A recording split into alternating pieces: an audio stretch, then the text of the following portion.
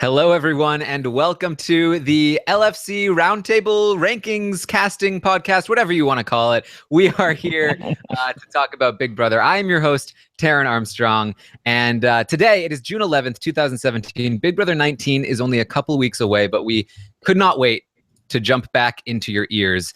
We just had to talk about more Big Brother.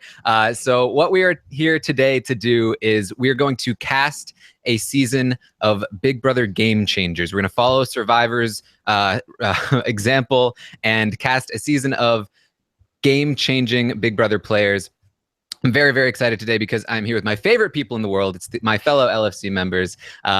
First is Melissa Deni. How are you doing, Melissa? How have you been since Big Brother Canada 5 ended? I've been good. I've been taking a well-needed break, but I've been kind of also sad because of the BB Can news that's been going around. So as much as I wanted to take a break, I've kind of been following all the news that's been going on with that. So I can't really seem to tear myself away from Big Brother.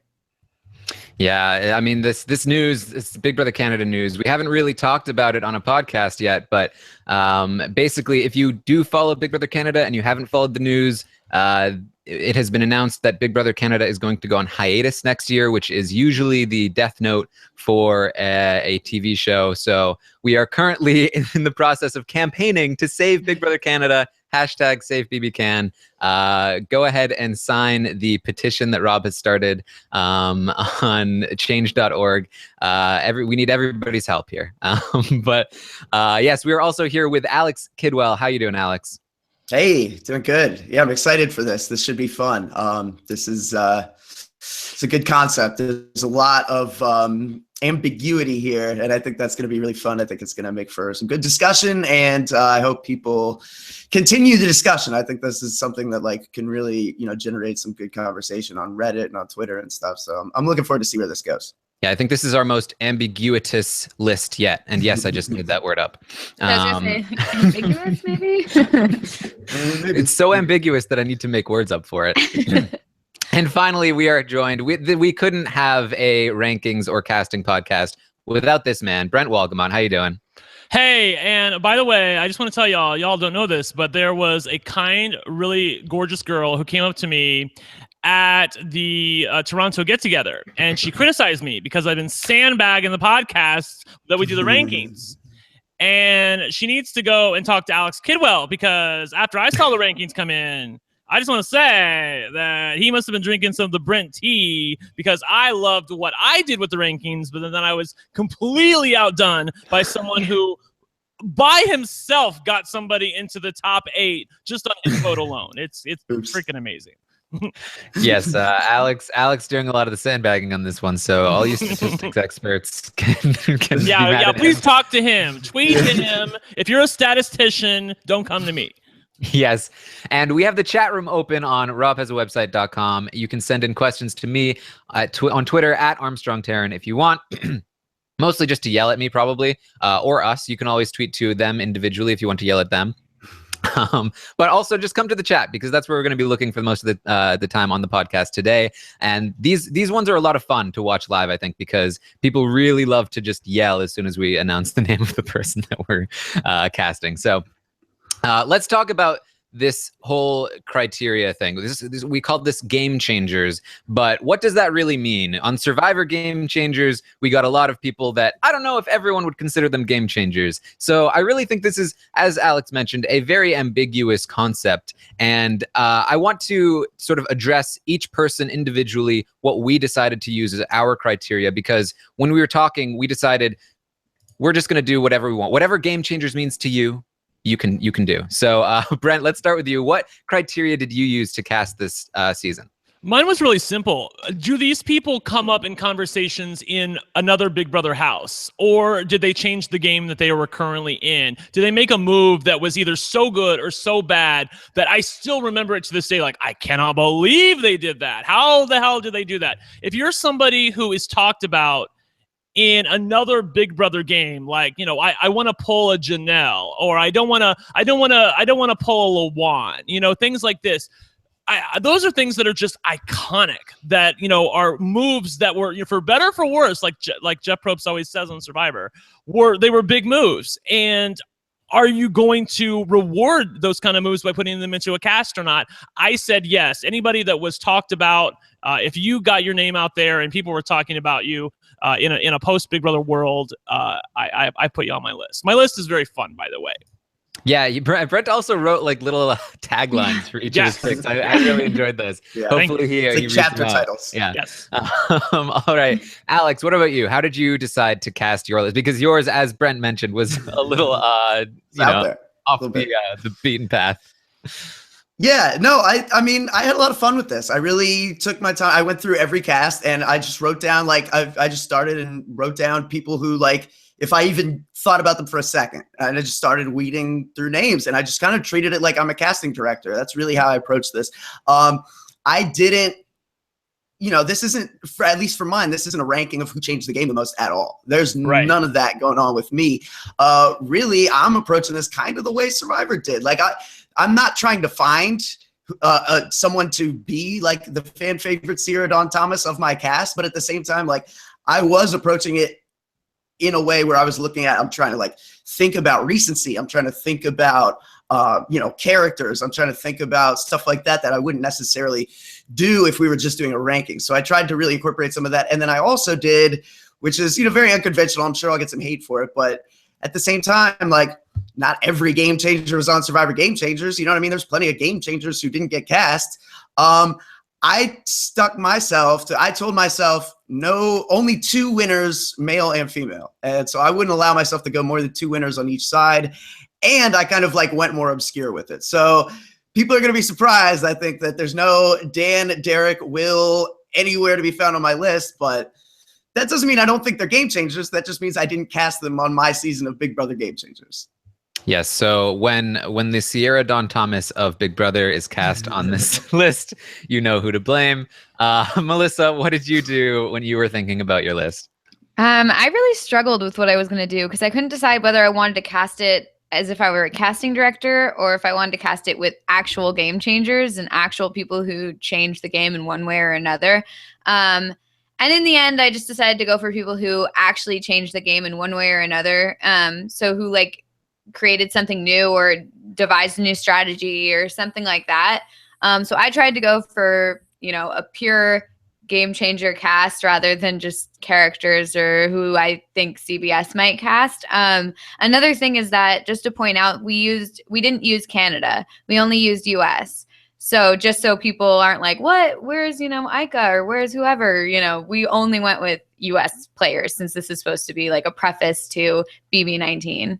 Yeah. Yes. Yeah. And as far as we know, CBS has no interest in, making visas happen or that kind of thing. As far as we know. Yeah, exactly. All right. So, and for my list, I went, I think, the typical Taran route. I decided to go legitimately anybody who I feel like made the biggest impact in Big Brother strategy, both in terms of the actual game and also in terms of people remembering them. So a little bit of what Brent and Alex were talking about, but also really focused on the strategic aspect of it. And I didn't put a whole lot of priority on necessarily like the first person to do something, but maybe the most representative person that did that thing. So because I didn't want to like put 5 people from Big Brother 2 and like 4 people from Big Brother 3 just because they happened to be the first people to do whatever it was that they represented. So that's where my list came from. What we did was we each ranked 10 players and then gave the number 1 person 10 points, the number 2 person 9 points, so on and so forth,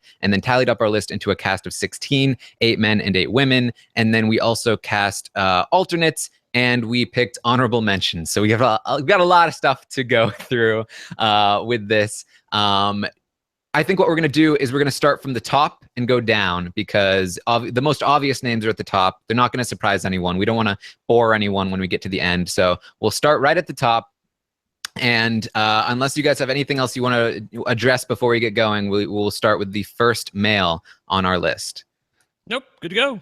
All right. So cast member number 1, the first male cast member of our Game Changer season, Andy Heron, the winner of Big Brother 15, the rat floater. For me, I had Andy Heron pretty high on my list because Andy, I think, is referenced constantly with this rat float. He basically invented this term of rat floating. We talk about it almost every season now. What he was doing was going around doing everything, being friends to everyone, never getting caught. We never thought what he was going to do was ever going to work because it never really had worked ever before. And when it did work, it was very surprising. And now we continually see this kind of strategy repeated again. We saw it a little bit with Nicole. We saw it a little bit with some other people recently. So I really think that if you're talking about somebody who's changed the game, especially recently, Andy Heron has to be really, really high on your list. What do you think, Alex? Yeah, no, I totally agree. I've got him on my list as one of my 2 winners. And I think, there's a big reason why he's chosen. I think, you really touched on it. I think his strategy is unique in the sense that, it's really articulated in the way that it is. I think a lot of people have played a similar game to what he did, but I just always go back to that picture that Reddit loves, where it's like after Andy wins HOH and, they have it set up like the Brady Bunch with Andy in the middle, like he's Alice, and everyone talking about the various reasons why they feel safe with Andy as head of household. And he's just sitting there like, like it's just such a great, to me, like just moment that captures his game about how, if everyone feels like you're their buddy, no one's going to put you up. And that really is, very simple, I think, at its core, but Andy really demonstrated ways to do it that I think were very subtly intelligent. He would talk about like purposely leaving things in rooms so he could go back to that room and be like, oh, there's the thing I forgot, like that's really, really smart. Like there's just little things and subtle things I think he did that explain why he was always in on everything, that why he never missed the conversation that really mattered in the game. And so I think, he from a casting standpoint too, I think he really hits on a lot of things. He's recent. He's a winner that gets talked about, and he's an interesting dynamic in a game. He's like just kind of the gnat that's always buzzing around. It's very hard to make moves without Andy finding out about it. And like a house of players, I think he represents a very interesting character. Yeah, and just to set the table, I had Andy at number 4, and Alex had Andy at number 7 on his list. And the person I want to talk to next is Brent, who had him at number 2. So Brent, you had the highest of any of us. Sell us on Andy more than we've already been sold. Well, you guys have basically said it. I mean, like I have my tagline for Andy is everybody's friend, and he really was. There was nobody who felt unsafe with Andy. The thing that Alex mentioned that I was going to bring up was the leaving the things in different rooms. I mean, who thinks of that? I mean, I would never have thought about that. Maybe if I was in the house and started playing, maybe then I would think about that. Like, oh, that would be a really good idea to do something about it. But he did it so consistently from the beginning. And he was somebody who was very much like Derek to me, who I also have on my list, because he was somebody who, even if you got him on the block, there wasn't a way to get him out. Like, how are you going to get this guy evicted? There was just no way. He had himself insulated so well. And I was just such a breathtaking game. I remember listening to a podcast with Rob where he said, if Andy actually wins, and it didn't look like he was necessarily going to win at this point, but if Andy actually wins, this would be one of the best games that anyone's ever played. And I totally co-signed that, 3 or 4 years later. It was just an amazing game to watch. And it was totally frustrating to watch at the time that you were looking at it. But in hindsight, it was like that was such a gem. It really was. Yes. And Melissa, did you have any thoughts on Andy before we move on to the number 1 female player here? Well, I just think a lot of people have played a similar game to Andy's, but I think a lot of them did it unintentionally. So I think that they kind of just they couldn't pick a side. They kind of just floated between the 2 sides and couldn't really just, make a choice.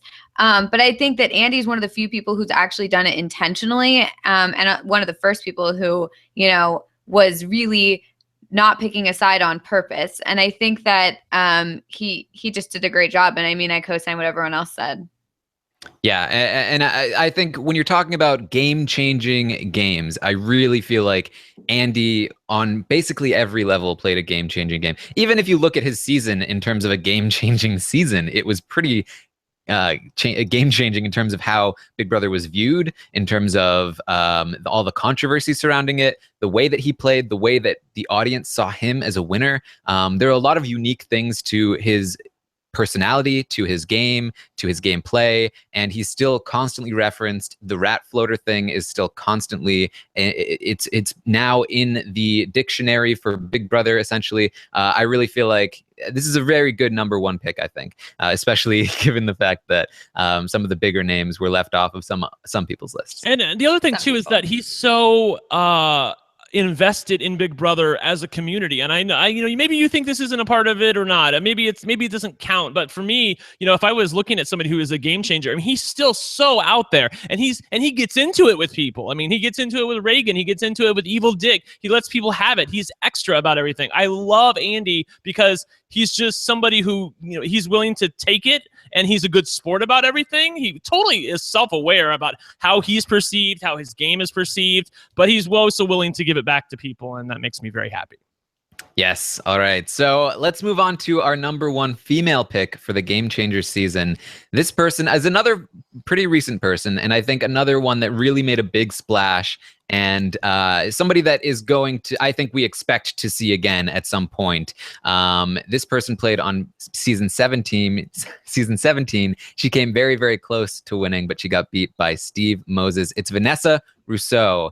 And who had Vanessa the highest here? I had her at number one, and all right. Wow. So yeah, that was me. Yes, Brent. Tell us all Brent about won, me at 2. Yeah. Yeah, I had her at number 1. Alex had her at number 2. Taran had her at number 3, and Melissa at number 4. So we're all very consistent. Yeah, one of the few to make all the lists. Not many. Yes, not many of those. Not many, exactly. I call Vanessa Rumpelstiltskin, and I've called her this before because I'm a big fan of Once Upon a Time, and the whole thing with Rumpel on Once Upon a Time is that he's always like, you want to make a deal? And that's what Vanessa was. She brought this deal-making aspect in, and I know people made deals before. Like, people made deals all the way back in Big Brother 2. Like, let's make a deal. Will, Nicole, we'll keep you safe. You win HOH next week, evict Monica, and of course, you broke the deal. But the thing that Vanessa brought in that I feel like holds true to this day and people still use is it's a form of currency to her that is so specific. It's like, I'm going to offer you a 2-week deal.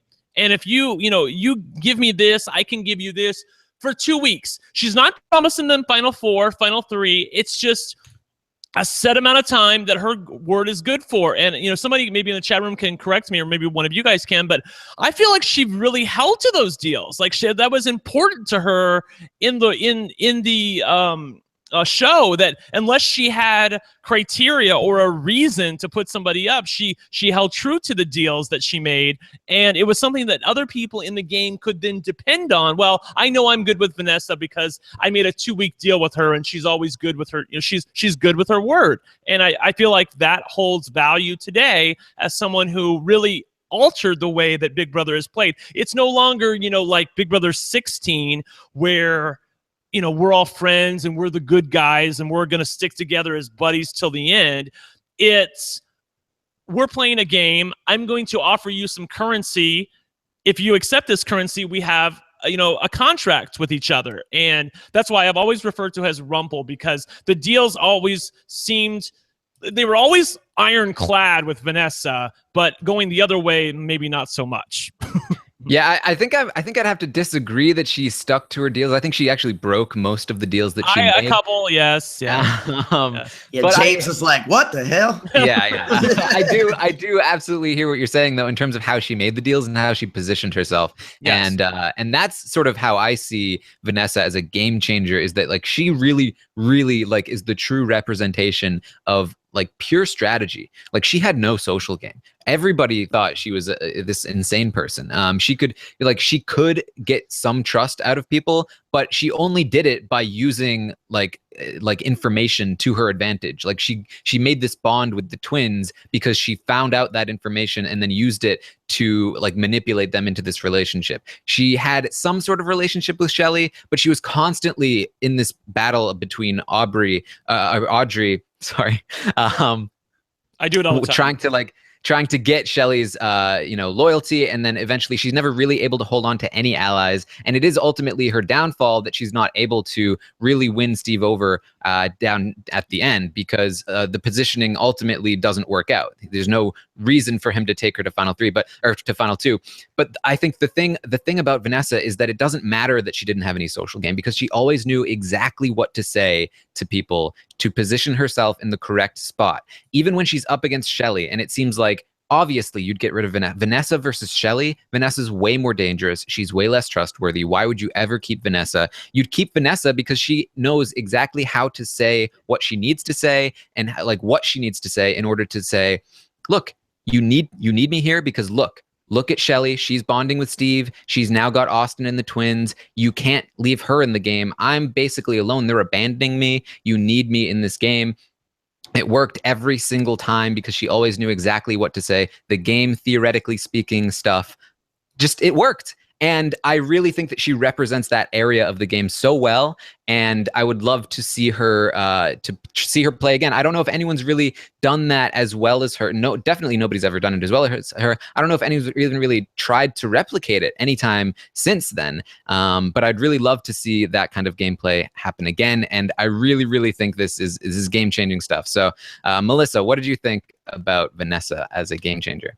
Yeah, I agree with everything you guys have said, but I also think that she came up with, or at least solidified the idea of needing reasons to vote somebody out. So nowadays, people always talk about like, well, I need reasons. Like we need to say why we're voting this person out. We need to say why we're putting this person on the block, you know?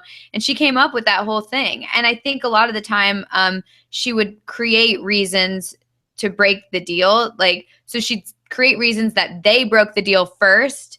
So that's why she needed to go against the deal. Like I would have stuck to the deal, but it was you that did this. So I think that she also found ways to, you know, make the person believe that they were the reason that they're being put up on the block rather than her, when it really is her the whole time. Yeah, she also just like totally would just word vomit to people. Like if because a lot of people. Oh my God, I can't believe you'd say that about me. I'm such a trustworthy person. I can't believe that you would drag my character. That's unbelievable. Like I would never do that. Like, yeah, what's the word I'm looking for? Where it's like you just like you talk at somebody and make it seem like it's their fault. She does that so well. She rationalizes things. She makes it seem like she turns it around on you.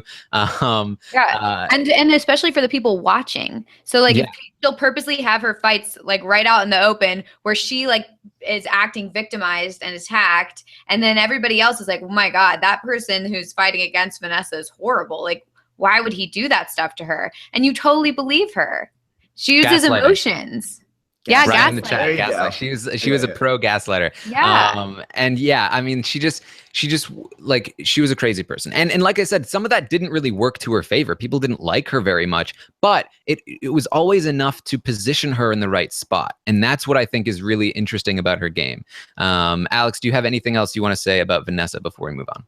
Yeah, just briefly. You guys really, I think, nailed, all the reasons. I mean, like I said, one of the few people who's on all our lists. I think, there's few people out there who would, dispute her presence on something like this.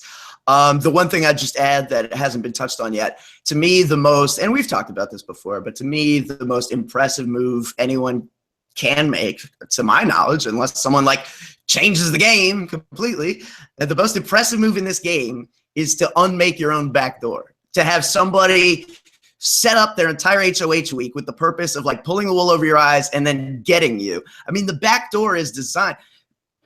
We watched how the first one played out. Jace is like, there's nothing I could do.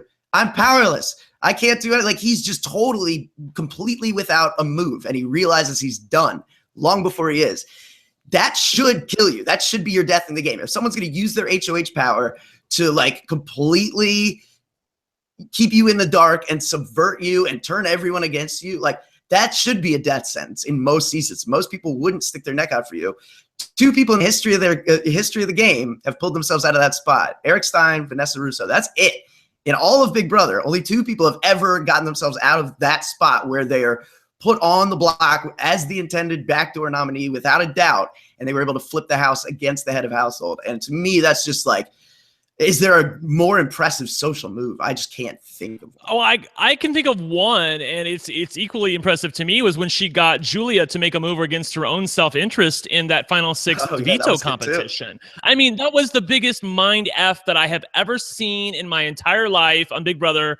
I guess maybe you could put Derek up there when he was talking about taking food out of my child's mouth or whatever the heck he said that made everybody feel bad for him. But I mean, the fact that she got Julia to make a move that was clearly not in her own best interest and then sold it to her with a straight face after the fact, like, no. What are you saying? I was doing this for you. Like, this is for you. Like, you know, I feel bad for you. I'm your friend. How can you say that about me? Like,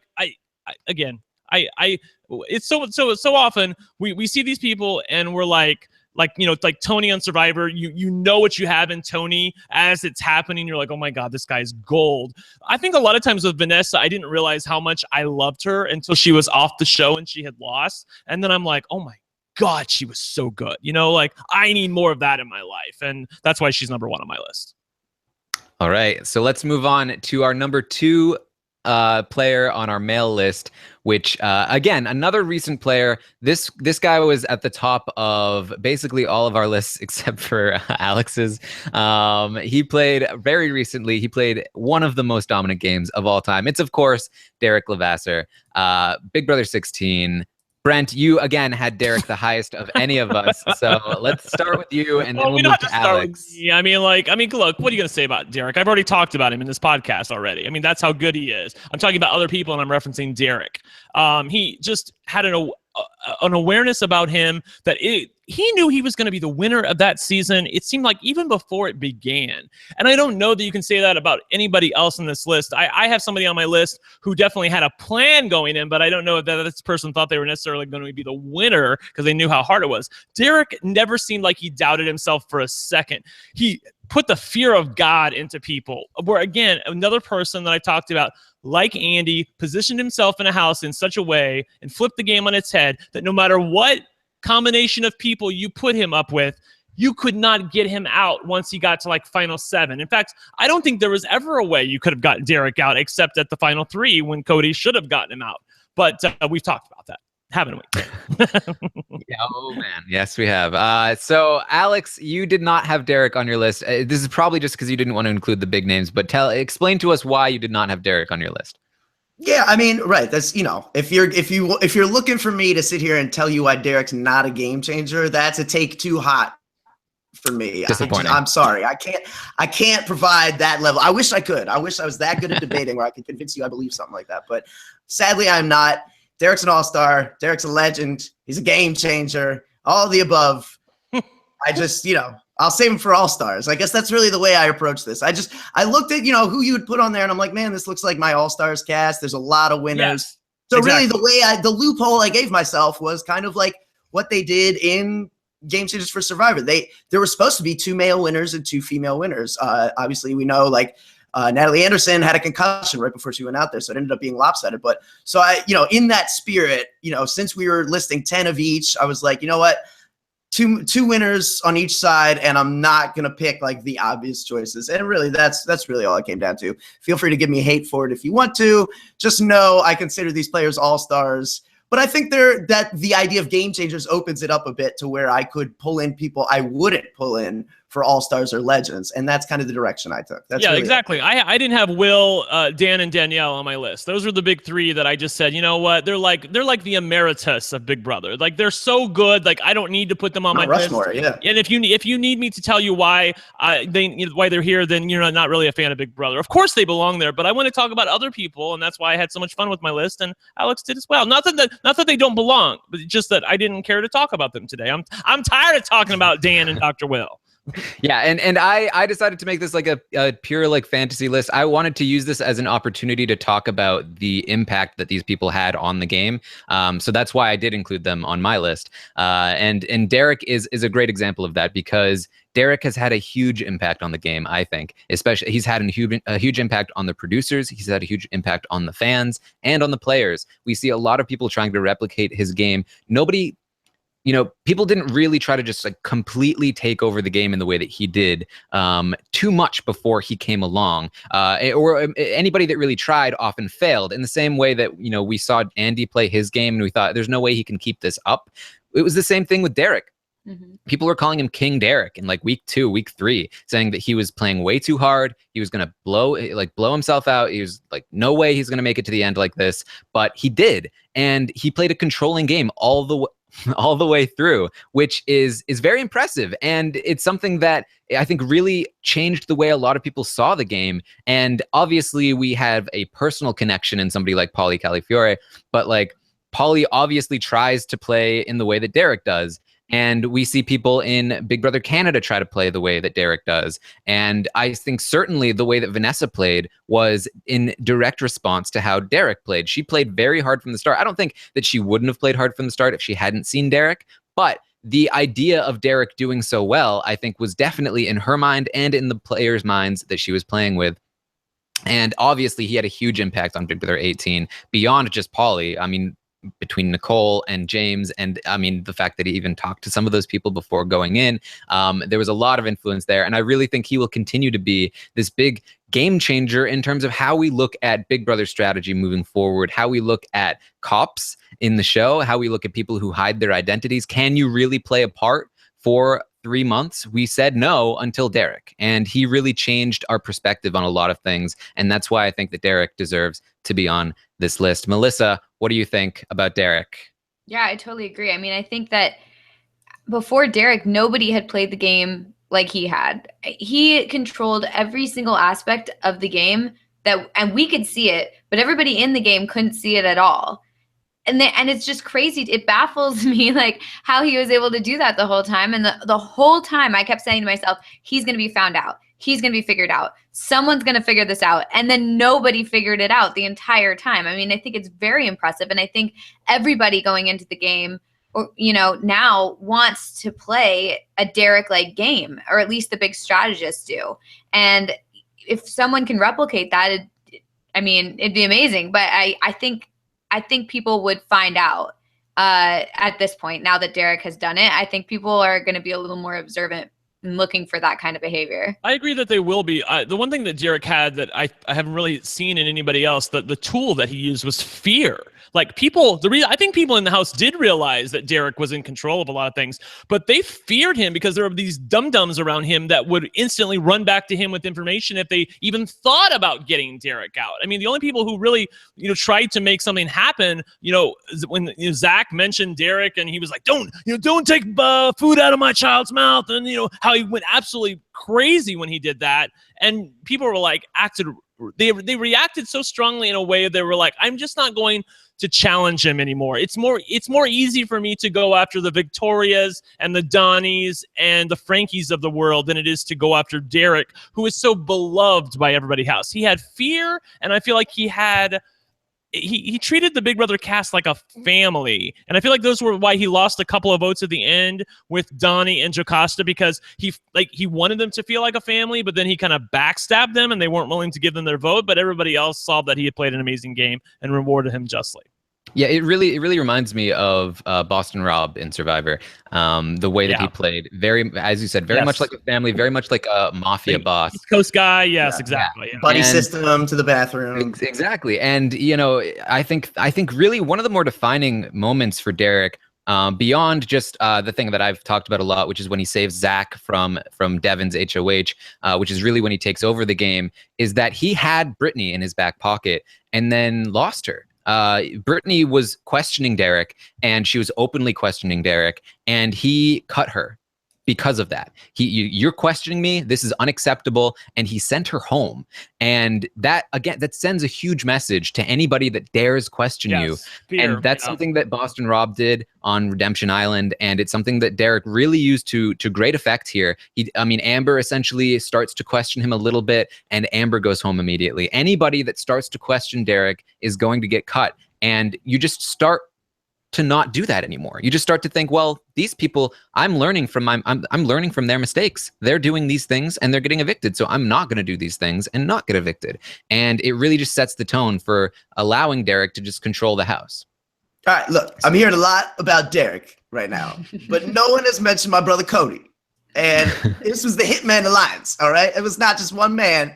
There's two men out there, had the blueprint, had the plan, and they went out and they decided to rattle all these women, because that's how you play the game. Oh my God. Yeah, Cody definitely a game changer. He changed the entire incentives of why you even want to play. Yeah, he changed friendship. He changed the rules when it comes to like hand holding in a marriage and stuff. Oh. Oh man. All right. Yeah. All right, Alex. Calm down. Okay, so the number 2 player on our female list, this is truly a legend. She's played 3 times, one of the most well-known players of all time. It's, of course, Janelle. I'm not going to say her last name because whoever says Janelle's last name. She's from Big Brother 6, Big Brother 7, and Big Brother 14. I think when I'm talking about Janelle, I'm really mostly referring to Big Brother 7 when I think about why she's a game changer. But I'm open to other interpretations there. Alex, you were the highest on Janelle. Let me know, why is Janelle number 2 on this list overall? And why did you pick her for number 1? Oh yeah, I did put her number 1, huh? Would you look at that? Yeah, I think she's just like such a perfect choice for something like that. Like, obviously, I think, again, you can make the argument that like if you were to do All-Stars or Legends or something, like she's an easy choice for that too. So I think she met a lot of criteria in terms of like what I was trying to do with this whole thing here, in terms of she's recognizable, even though she kind of represents old seasons and new seasons. One of the few people who've kind of played both the older game and the newer game. So she kind of is Big Brother in a lot of ways, in that she's like played throughout its history, like she's a bit of like the Suri, where she's got this like legacy, of these multiple times playing more than anyone else out there. But she also, I think she's a flawed player. Like everyone has talked about, there's been a lot of times where, to win that many competitions and not win the game almost seems amazing. It's like, a lot of times people look back and say like, she's kind of doing that more for somebody else than for herself. So it's interesting. I mean, I think she's such a unique player in the sense that she's so powerful and so good at so many elements of this game, but then she's also able to be controlled by people at times and able to be like directed kind of like a missile at like various targets. So I think she really like represents a very interesting piece to a puzzle in pretty much any season you would put together. And I know that like, just from what I've seen online, like she's a mom now, but she would love to play again. I'm absolutely sure that Janelle like still has that fire in her to want to come and compete and win this game. And I feel like that would be really interesting to see, like, kind of in the sense that we saw like certain characters on Survivor like grow up throughout their time on the show. I think Janelle really is like one of these iconic figures of the show that, it's like checking in with her at various stages of her life. I just think that's very interesting. Yes, definitely. Melissa, you had Janelle pretty high. We all had Janelle pretty high. Melissa, you had her at number 5. I did as well. And Brent had her at number 3. So Melissa, tell us, why did you have Janelle at number 5? I mean, Janelle is great. I think that she's one of the first people to, do one of those comp beast runs in the game. And she kind of created the idea that you could get real far just purely by winning competitions and dominating. So I think that's why I thought of her as a game changer, is that she kind of created that comp beast strategy where you just, make a run for it at the end or wherever. So that's why I included her. And plus, like, yeah, I agree. She has played in the various iterations of the game, and she, did well in each iteration. I mean, BB14, she didn't do so well, but I mean, generally she did well. And Janelle is the game. Like, everybody associates Big Brother with Janelle and Janelle with Big Brother. If you've been watching if you've been watching throughout the course of the game. So, I'm a big Janelle fan, so I wanted to include her. All right, Brent, lay it on us. Tell us all about Janelle. I mean, Janelle's the first person in the history of Big Brother, female, that I would say really knew that she was America's favorite. Like, she knew that she was the deal. She was bringing the house down, and she knew that America was living for what she was serving. So when she went into the diary room, I call her the comp queen of confessionals, because she was a comp queen, but she was so good at giving us the shade and the extraness that we want in a contestant. And usually with people like that, especially women, it's very hard on a reality show because usually they paint you with the villain brush, like, oh, she's a bitch, we don't like her. But Janelle was anything but. She was somebody who people still aspire to be her. Her name still comes up in shows after where people don't even know necessarily who she was, but they know she was somebody. They know she represents something. She's almost an icon. It's so funny that she looks like Marilyn Monroe, and she is so Marilyn in that sort of bombshell way where she's just giving everybody what she's got. She takes no prisoners,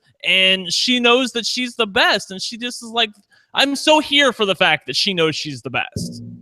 Yeah, I completely agree with that. I think those are really great points, Brent. I think people forget just how amazing she is in the DR, and how smart she comes off, and how like really funny she is. Yes, especially in Big Brother 6. Like she's really. There's a reason why she's so popular, and it wasn't just the underdog thing. She really genuinely was very entertaining, very funny. She was essentially the Brittany Haynes before Brittany Haynes, and I think that's really important in terms of her character, and I think that her character type is something that Big Brother has aspired to ever since they had her, and they continually want this kind of player, the completely balls out, going to win every competition, going to be super aggressive, funny in the diary room, like just giving it on every single front that production wants. I really think that she really changed, I think more on a production level than anything, how Big Brother saw the game, and how I think a lot of the fans saw the game in terms of what they were looking for in terms of their kind of favorite character.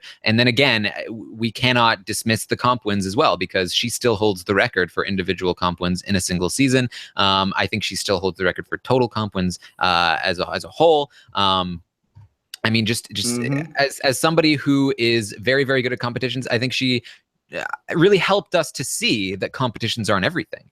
And I think that that while a lot of people aspire to be like her in terms of the underdog thing, the entertaining thing, winning competitions thing, I think she did help a lot of these strategy-minded people look at the game and say, man, you can win the most competitions of anybody ever and still lose 3 times. So maybe competitions aren't the only thing that we need to be paying attention here, or maybe they're not quite as important as we might have thought they were. And I think she's a little bit game-changing in that aspect as well. Yeah, she's got the all-time record of combined HOH POV wins smash. She's got 13. The next closest is Danny Donato with 9, and then Rachel with 8. So it's Janelle by a good margin. And I'm looking at a page of Big Brother statistics here, which is really cool, on Big Brother Daily. I didn't even know this existed until I was getting this podcast together. But this is a great stat. HOH and POV winning percentage in Big Brother 7. So like the comp she was eligible for, Janelle won 60%. That's insane. No one, the next closest is 40% of anyone, and it's Frank Udy in Big Brother 14. No one can boast more than half of the comps you're eligible for. That's gross, dude. That's just gross. Yeah, and we're a crime against humanity. We really saw this kind of thing resurface in Big Brother Canada 5, and I know that's a different game. The competitions are more predictable there, but this thing is really, Janelle still represents it. And even with the more predictable competitions of Big Brother Canada, those records are still not being beaten. You know what I mean? Like, there's more comps than ever, right? That's crazy. So, I mean, just you have to have Janelle on a Game Changer season. It has to happen. Janelle, I mean, really should be back again, I think. Especially now, I think her reputation hurt her, and I think her private relationships hurt her on Big Brother 14 quite a lot. I would love to see what she's capable of coming back under normal circumstances, no coach stuff, especially on an all-star season. I feel like she would not be targeted nearly as much. I feel like people like Vanessa would be more immediately targeted than somebody like Janelle nowadays. So very interested to see what would happen with that. But moving on to our number 3 pick for the males on our game-changing season. And this is the fault of Alex and Brent, but we are finally here. It is the evil doctor, Dr. Will Kirby. He is on our list. He is number 3 on our list, purely through Melissa and I having him at number 1. We did it. And we talked about this. Brent and Alex, they didn't want to have to talk about Will again. Yeah, so don't make me. Everyone knows I love him. This is, We'll skip over Brent, but the reason I had Dr. Will on here, I mean, he really is beyond just being such a great player, such a great character. I really do think he changed the game. He changed not only the game, but the show. He really laid the groundwork more than any other player in the history of the game as to what this show is about in terms of lying to people, backstabbing, manipulating, being this kind of like aggressive character that's enjoying himself and enjoying the lying, calling his shot before he does it, saying, I am lying to Nicole and Hardy right now. They're idiots for believing me, and I'm going to get them out. I'm going to do this, and saying to their face, oh, you guys, this is the best. He really, really set the table for what this show is and what it means moving forward. I really think that without Will Kirby, we may not even have Big Brother right now. I think that he really helped with the longevity of the show, and with the entertaining factor, the strategy factor, all of it. I really think, if anything, he was before his time. I really think he is the Richard Hatch more than even Richard Hatch is. I think that Richard Hatch was one thing, but when Will Kirby came along, it was an entirely different thing. And I think that Will really, really set the table for that.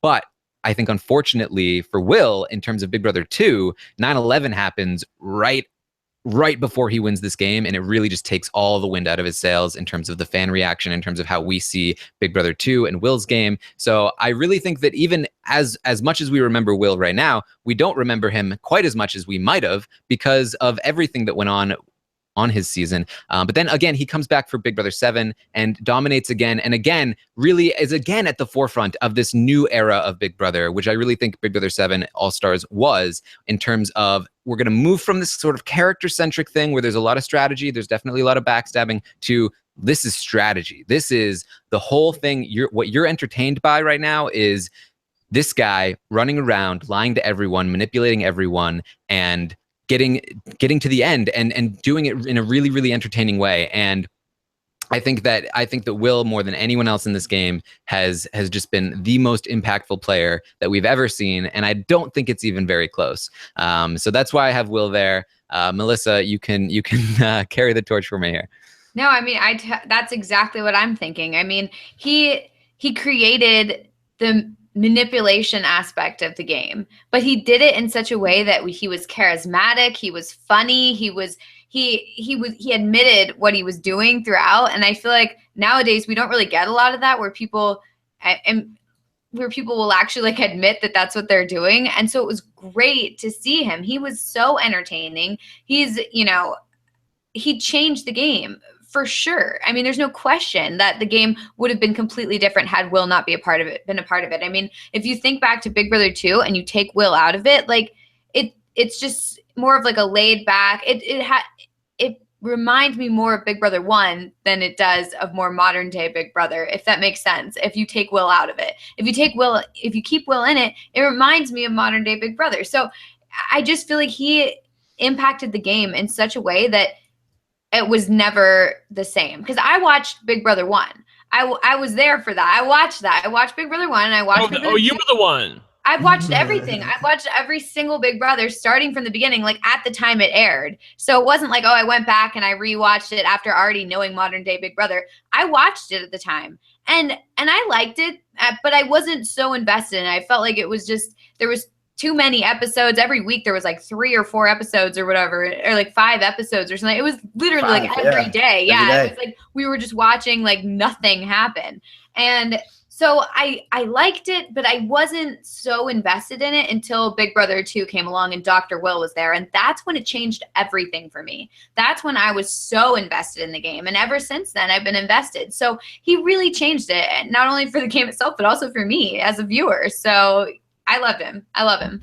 Yeah, and I mean, I didn't watch Big Brother 1, but I did watch Big Brother 2 live. And I mean, it's the same story for me. Like, Will is the thing that got me into this show in the first place. I think a lot of people have that story. I think Rob can tell you that Dr. Will was a huge inspiration on him. Not only in the way that he played the game, but the way that he talked in the diary room. He spoke to the audience. There are so many things that he has done that has influenced the course of the game. I really think, I mean, we have to talk about him as somebody that really changed the game. Alex, I don't know if you want to say anything here. I know Brent doesn't. Sure. Yeah. No. I'll add a little something, because I know there's people in the chat room booing me for not. There's probably was one guy's hissing me right now. He's actually hissing me. I think really what it comes to, you really nailed it. I mean, I'm not going to dispute anything you guys just said about how Will changed the game. Absolutely. I mean, he made the game. I don't even know that there was a game to change. He created the framework that everyone else then had to operate with going forward. But I love that Taran made the Richard Hatch comparison, because there's a man who was not included on Survivor Game Changers, and nobody would argue that Richard Hatch didn't change the game. So I think it comes back to this thing where, you know, if we're casting all-stars, we're casting legends. Will's number one on my list every single time.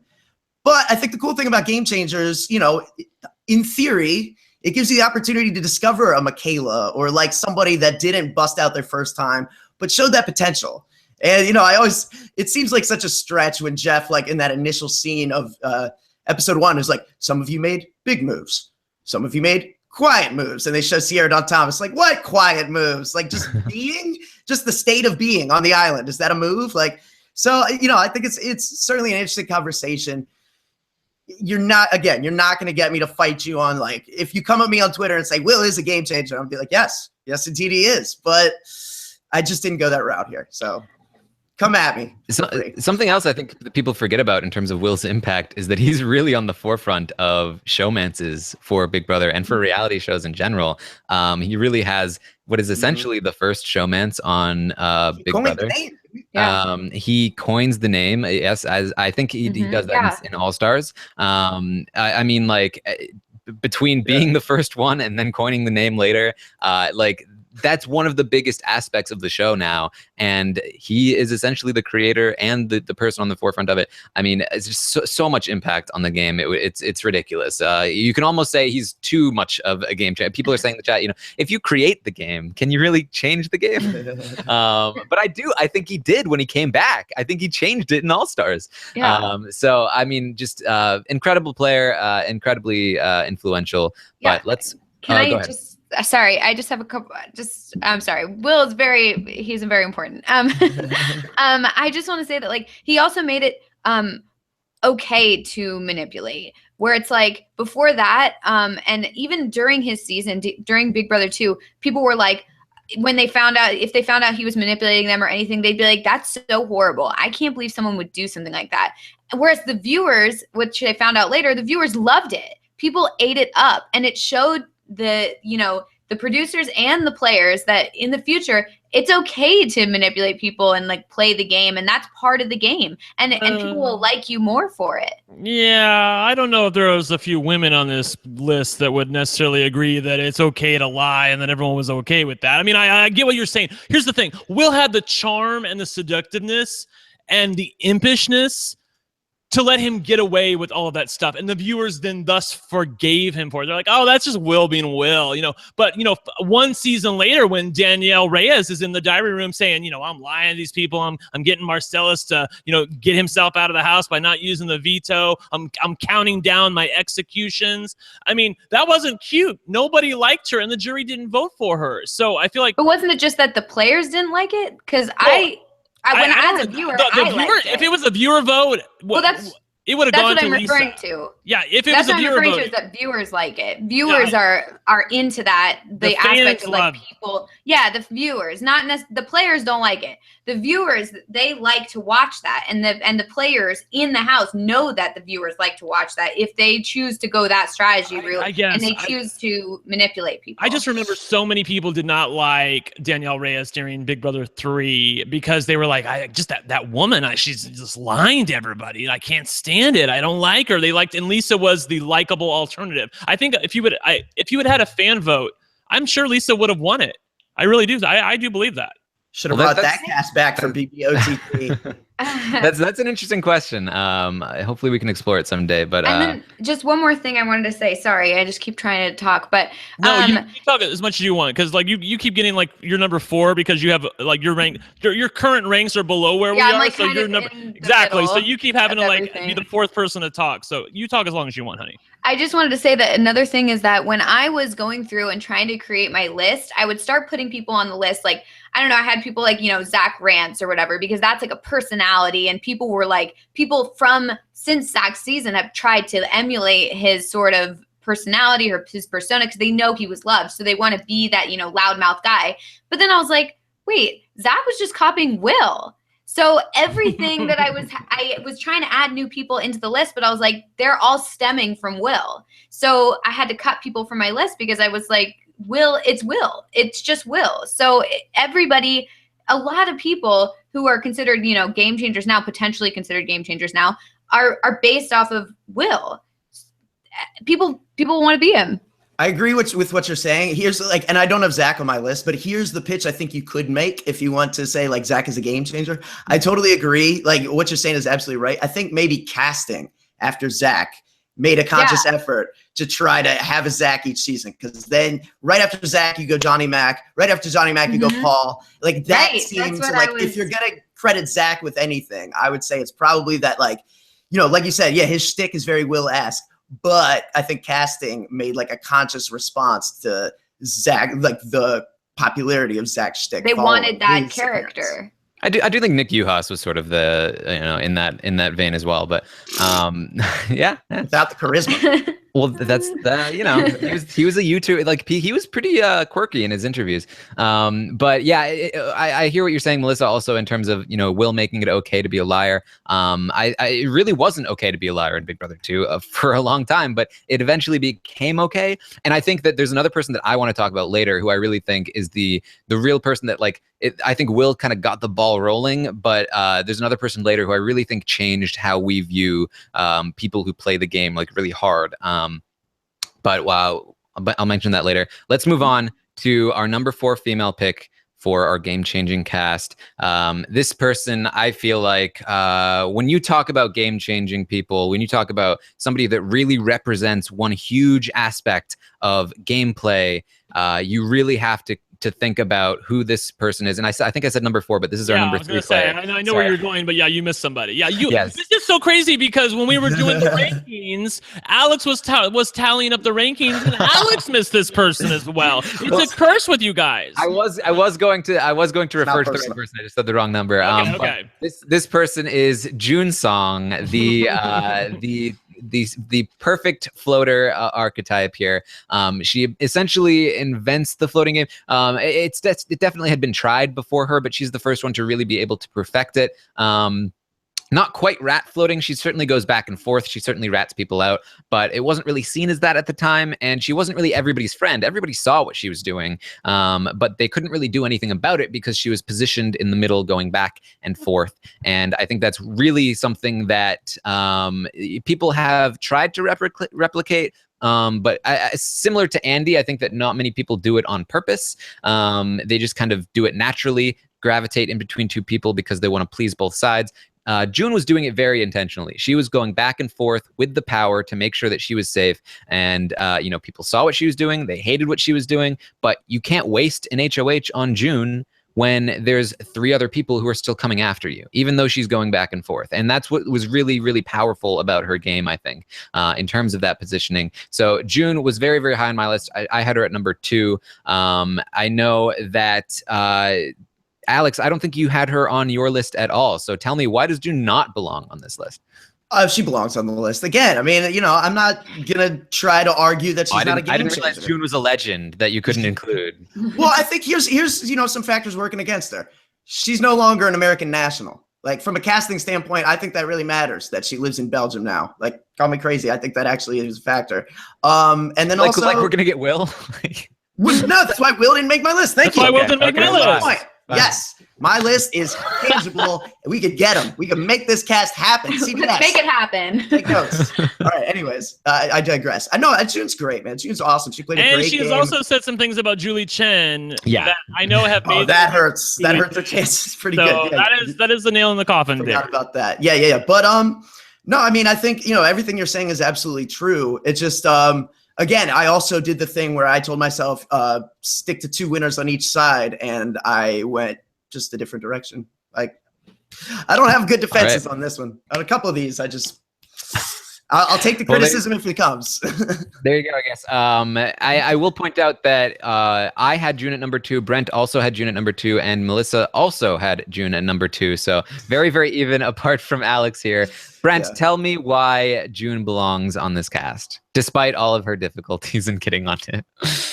Well, I mean, you know, and I love you, dear, but you keep taking all the easy stuff. Like, I mean, she originated the floater-esque game. It's somebody. The thing that I always go back to with June, and this is what I put on my little tagline, was, "Oh my God, we need each other." Part 2, because she was in a game, and her ex came into, this is the X game, the X Factor game in Big Brother 4, and she went to the end with somebody she absolutely hated, in Allison, but she knew she needed to do it. And it was so thrilling to watch her absolutely, totally 100% throw the final HOH by putting like $1 million. I think she knew she was really trying to go over in the worst possible way, because they knew that they needed to evict Robert at the final 3. And it was just great to see somebody just absolutely know the path that they need to take. It's absolutely morally repugnant to them, but their morals are out the window at this point. She's trying to win some money. And she doesn't care. The thing about June that I always go back to, too, is that she always treated it like a business proposition. She was going on a show. She's going to try to win $500,000. Give me my check. Girl, bye. Like, that's how June was, and I totally applaud her for it, because that's how I wish more players would play. All right, Melissa, any final thoughts on June? Yeah, I mean, I just agree with what you guys said. She like invented the floater game, and I agree with Brent. I loved when her and Allison said to each other, like, the only way we can do this is we have to work together. And a lot of the times, more recently, people won't do that. They won't work with their enemy just because that'll help them in the game. They're like, I just can't do it. But that's what you got to do sometimes. And I thought it was so thrilling to watch two, girls who were just not at each other's throats work together and actually do something to further their games. So I liked it. Yeah, they're like, we're friends now, and Robert's like, uh-oh. Yeah, exactly. Not good for me. Together. And it's still kind of a unique thing, I think. June and Allison going to the end like that, in the way that they did, like enemies coming together to form this bond, especially being two females who come together and like get rid of all the guys. It was great. You don't see it enough. It doesn't even matter. People burn their bridges. They don't have the option to go back over them. And it's like, yeah, that bridge wasn't there, but they just made it. They're like, I need this now. So they swallowed their pride. It's what I was hoping was going to happen with BB Can, with Ika and Kevin and Demetrius. I really thought that, and Bruno at the time, but I thought that they were going to be able to come together and create this like alliance where it's like the two sides, they were opposing sides, and now they're going to work together. I was hoping for that to happen, and it just really doesn't happen anymore. You see the budding stages of it where you're like, oh boy, this could be great, and then it doesn't work out. All right, so moving on. One last thing I was going to add. Sorry, Taran, you said that you can't take out the person going back and forth when there's 3 people coming after you. Tell that to Howie Gordon, sir.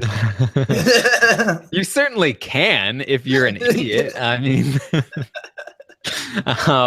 and I think that's that's sort of like the fault of this kind of gameplay. The fault of Vanessa's kind of gameplay is that if you run into people who do not act in their own best interest, you might run into some trouble.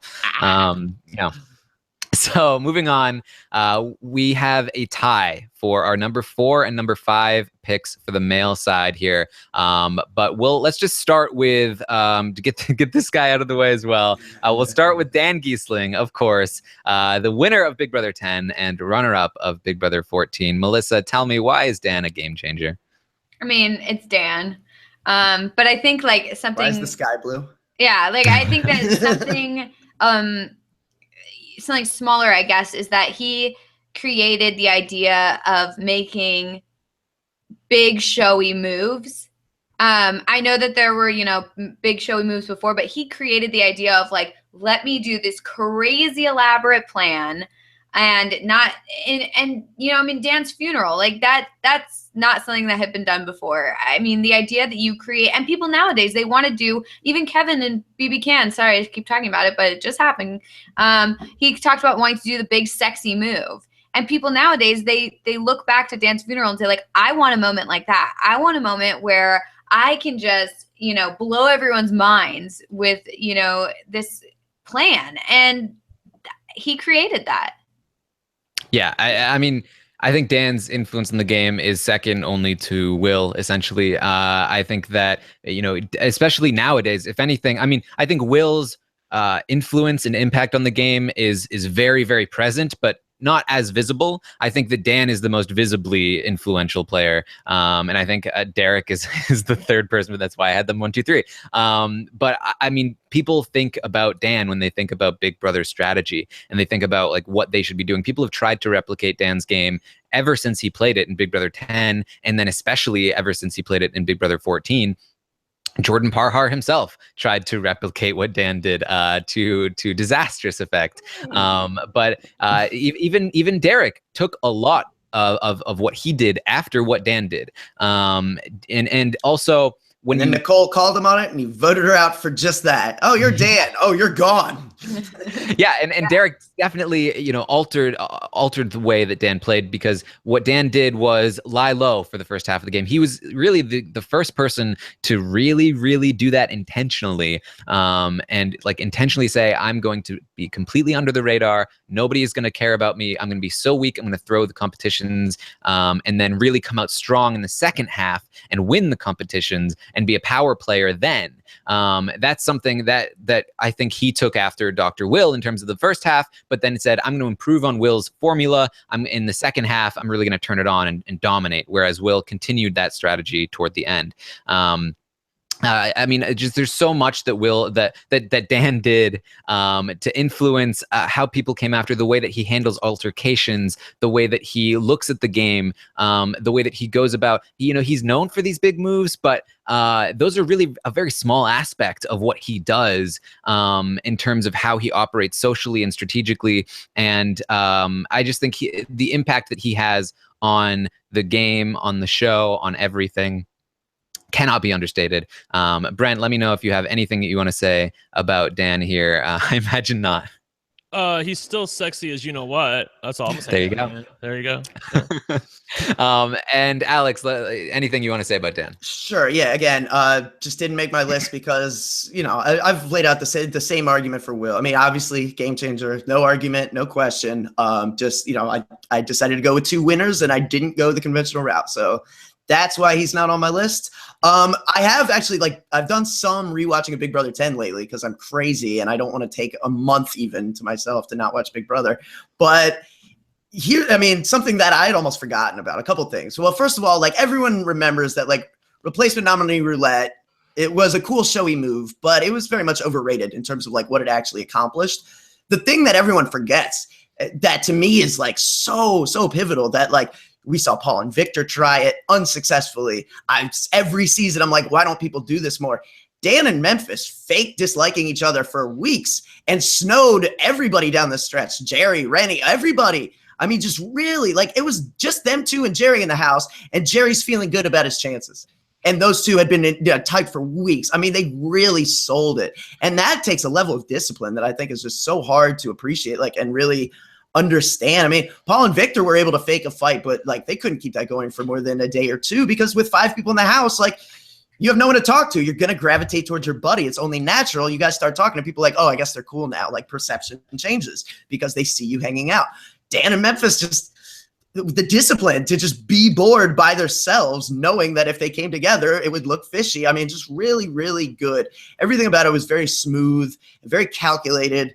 And that wasn't, you know, that was Dan. I mean, Memphis was not a dumb guy, but I mean, you go back to their final 2 speeches and he's saying, I wasn't really thinking things through. And Dan's like, he was telling Memphis how to play things. I mean, It really is clear that Dan had such an idea cerebrally of how he wanted to approach everything. Yeah, and I think in Big Brother 14, it's really the only opportunity we've ever really had to see a really, really top tier player essentially backed into a corner the entire game and have to like hack and slash his way out all the way through. I think that's something that's really unique to any of Big Brother or Survivor. We've never really seen that happen before, and I think it makes a huge impact on how we look at the game. So there's Dan Keasling. We're almost through these sort of like generic ones. As I mentioned, we're kind of talking about why, like, the impact they had on the game, which I think is really interesting. But there's definitely some more unique ones coming up soon. But we do have another, I think, conventional. Brent did not like this one either for the females. Number 4, we have Danielle Reyes from Big Brother 3 and Big Brother 7. Very, very influential player, I think. Comparable to Will here. But let's start with Melissa. What did you think about Danielle as a game changer? Well, I mean, Danielle's just amazing, but I want to, in the interest of time, I guess, I'm just going to say that, like, one of the main reasons why I put her on my list is because they had to change the game because of her. So they had to create the Good jury. argument. Huh? It's a good argument. Well, I mean, they did. They had to sequester the jury afterwards and not let them view the diary room sessions because that totally influenced their opinion of her, because they got to see her inner thoughts and the way she was thinking about each player before they voted. So, they had to completely change the game after seeing what happened to her. So, that's the main reason why she's on my list. So, yeah. That is probably the best answer we'll hear all day. It was like, why is she a game changer? Production changed the game because of her. Oh, all right. Oh, wait. Yep, Closed. Yep. Case closed. Let's go. Alex, do you have any other points you want to talk about with Danielle? Nah, like Brent, I kind of I toyed with the idea of maybe I don't include her on this because I'd always put her on a Legends and an All-Stars or whatever. But, the criteria that it comes back to for me, she hasn't won yet. And I like this idea of bringing back people who are great if they haven't won and, seeing what they do in a mix of a field. Maybe they rise to the occasion. Maybe their threat level just precedes them and they go out right away like Tony, but it's it is cool to see, kind of a good varied mix, I think, in a lot of ways. And because she hasn't won, because she represents the old school while still being a face that's not completely forgotten, I think there's a lot of reason why Danielle Reyes is a solid choice. Yeah, I think sort of similar to Will. She's just so influential in terms of her gameplay. The first successful secret alliance, that is still probably the dominant strategy in Big Brother, is to create a secret alliance. She is really the first one to really successfully do that and get to the end, or at least near the end, with the person that she's with in the secret alliance. She keeps it all the way through. She's able to go back and forth between two sides because of the secret alliance. Jason going off and doing his own thing, her going off and doing her own thing, never being targeted as a pair because nobody sees them together, all that kind of stuff. Very, very influential in the strategic game. Also as a character, again, sort of continuing in Dr. Will's sort of set path in terms of calling her shot. I know it ends up hurting her in the end, though I do think she loses, even though regardless of the DRs being seen by the jury. I just think it cannot be a game changer season without Danielle Reyes. I think her contributions are very, very upfront, and there's not a lot to talk about there. I think everybody knows the contributions Danielle Reyes has made on the game, and I think another part of it is this whole thing, not just in terms of how they change the game for how the jury works, but also in how the jury sees things. It was one of the first times where people were like, hey, maybe Danielle deserved that more than Lisa did, and maybe the jury should be thinking more about who deserves it more. And that's a conversation we're still having. And I think it's something that a lot of people feel like is something that the jury should be doing, and a lot of people feel like it's something the jury should not be doing. But I think Danielle Reyes is the first person to really sort of introduce that conversation onto the show and into the fan base. So, Brent, unless you have anything you want to say on Danielle, let's move on. Well, two things. One, she said she's not going to come back. She said she's retired. So that's another reason why I didn't put her on my list, because there's no way she's coming back to Big Brother. She says, I'm done. People have asked her on Twitter a million times. She's retired. She ain't coming back. She's too old. She's just 100% done. Having said that, I think that she was one of the first people to encounter a bitter jury. I mean, I was thinking about Survivor going on at the same time as this, and I up until this point in Survivor, we had not had a bitter jury. I don't think we really got our first bitter jury in Survivor until All Stars, and it was mind-boggling when we got it then. Danielle, indirectly gave us I will call them a bitter jury. I do feel like they were rewarding the person that they frankly liked better and that they were friends with, rather than the person who had played the obviously quantifiable better game. And we can talk about whether or not she would have won or she would have lost if they had been sequestered. I do agree with Taran that she would have lost, but here's the thing. To the public, it doesn't look that way. To the public, to the viewers, to the fans, it looks like she lost because they could see her DRs. So then they have to change the game because of that, and that's her effect on the game. Yeah, absolutely. All right, so let's move on to our number 5 male for the game changer list. We're Still finally a tie getting for into 4. yes. Oh, sorry. I'll Yes, have you it is know. tied for number 4. Probably solely because of me, because the other person he's tied with made everyone's list but mine. But okay. There you go. But it is somebody, maybe you think of this guy when you think about game changers. Maybe you don't. Maybe you think about his contributions in terms of the alliance that he helped create. Maybe you think about his crazy, wacky strategies. But this is definitely an interesting character here. We've got Matt Hoffman from Big Brother 12. Brent, I believe you had Matt highest of anyone here. Why did you have Matt Hoffman as a game changer? I think about his contributions to podcasting in the hand job booths. I mean, that's what I put him on my list. So I don't know about you guys, but like that was obvious. Oh, okay, I'm just kidding. No, for real, this guy is how can you not love Matt Hoffman? He has such a great sense of humor. I feel like he knows who he is. He was the first person to really go on a TV show and outright just lie from the beginning to the house guests and really to not feel one bit bad about it. I think you can ask him once he got in the house and started getting to know people, especially with his friendship with Reagan. I feel like he did feel a little bit bad about it. Like, I can't believe I'm actually lying to these people. Like, he became friends with them. And then, of course, he was quickly, exiled out of the house when they were onto him. But he was the first person to ever decide, I'm going to outright lie coming into the house to try to gain sympathy. And it seems to me that was like a little bit backwards. Like, I would never have let that guy get to the end. Like, if I thought his wife really was, remember the whole thing with Matt was his wife is sick. She needs money so he can take care of her. Like, you're not going to let that guy get to the end. That he looked up before he played. Yes, exactly. Right. It was just like so ridiculous. And but the fact that he stuck to it and he was able to really pull it off and nobody really being any the wiser up until the point when he was evicted, to me, it just shows why he belongs on this list, hands down. Yeah, such a game changer. He plays dirty. Plays really dirty and doesn't feel bad about it. We'll do anything for the money. I love it. It reminds me of like Russell was talking about on his podcast that Sierra's the ultimate game changer for voting out her mother because she's like willing to go there. And like, it's the same thing. Matt Hoffman is absolutely a game changer because he's willing to do whatever it takes to try to give himself an edge in the game. And I think that's like awesome to see. He's always looking for like a way to reinvent the framework to give himself a better deal in the deck. You know what I mean? Like that's cool. I like a player like that who's just like always looking for a loophole, always trying to find like leverage or like an easy way to, an easy in somewhere. I think he really represents a very interesting kind of a wild card in most any season. And yeah, I mean, the faking the disease, I mean, it's just so wild, man. That's just the kind of thing that like, it reminds me of like, there's like a Family Guy episode where they like pretend that the kid has like, some disease they make up so they can get like their favorite show uncanceled or something. And he like glues pepperonis on him. Like, look, his nipples are just falling right off. Like, it's just like, such a ridiculous story. He just came in there with just this fantastical tale, but really just everyone bought in. And you can tell they bought in because of how mad they are when they find out it's not true.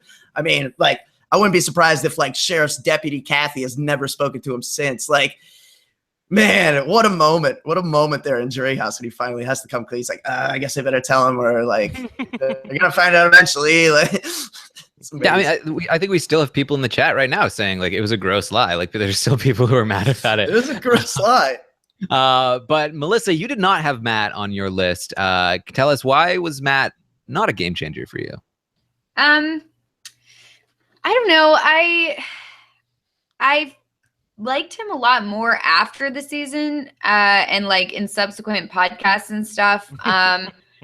But during the season, as I was watching, and I think I'm just a little biased in that way, I just wasn't the biggest fan of him. And not that I didn't like him, I just didn't really notice. I don't know. He didn't play a big part to me in the season. And I didn't quite like the lie about the wife or whatever. At the time, I feel like now, like if I were to rewatch the season, I would like him a lot more just because like my opinions on like this stuff has changed and I'm a little older now. But I at the time was just, not the biggest fan. So I also kind of felt like the biggest part to me about that season was the Brigade and the fact that the Brigade is such as an alliance now that people try to emulate all the time. And the fact that Matt got evicted first from the brigade kind of like took the wind out of his sails in terms of like, is he a game changer or not? So that's just why I didn't include him. It really wasn't that I was like, no way, but I just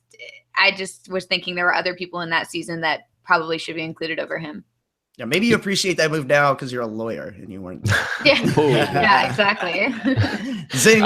So yeah, just for everyone to be aware, I had Matt Hoffman at number 8. Alex had him at number 4, and Brent had him at number 3. Melissa did not rank him. I agree with what everyone said about Matt Hoffman here. I think that two things that maybe haven't been pointed out. I really think that the ideas he had about he is such. I mean, you did mention it, Alex. He's such a wild card.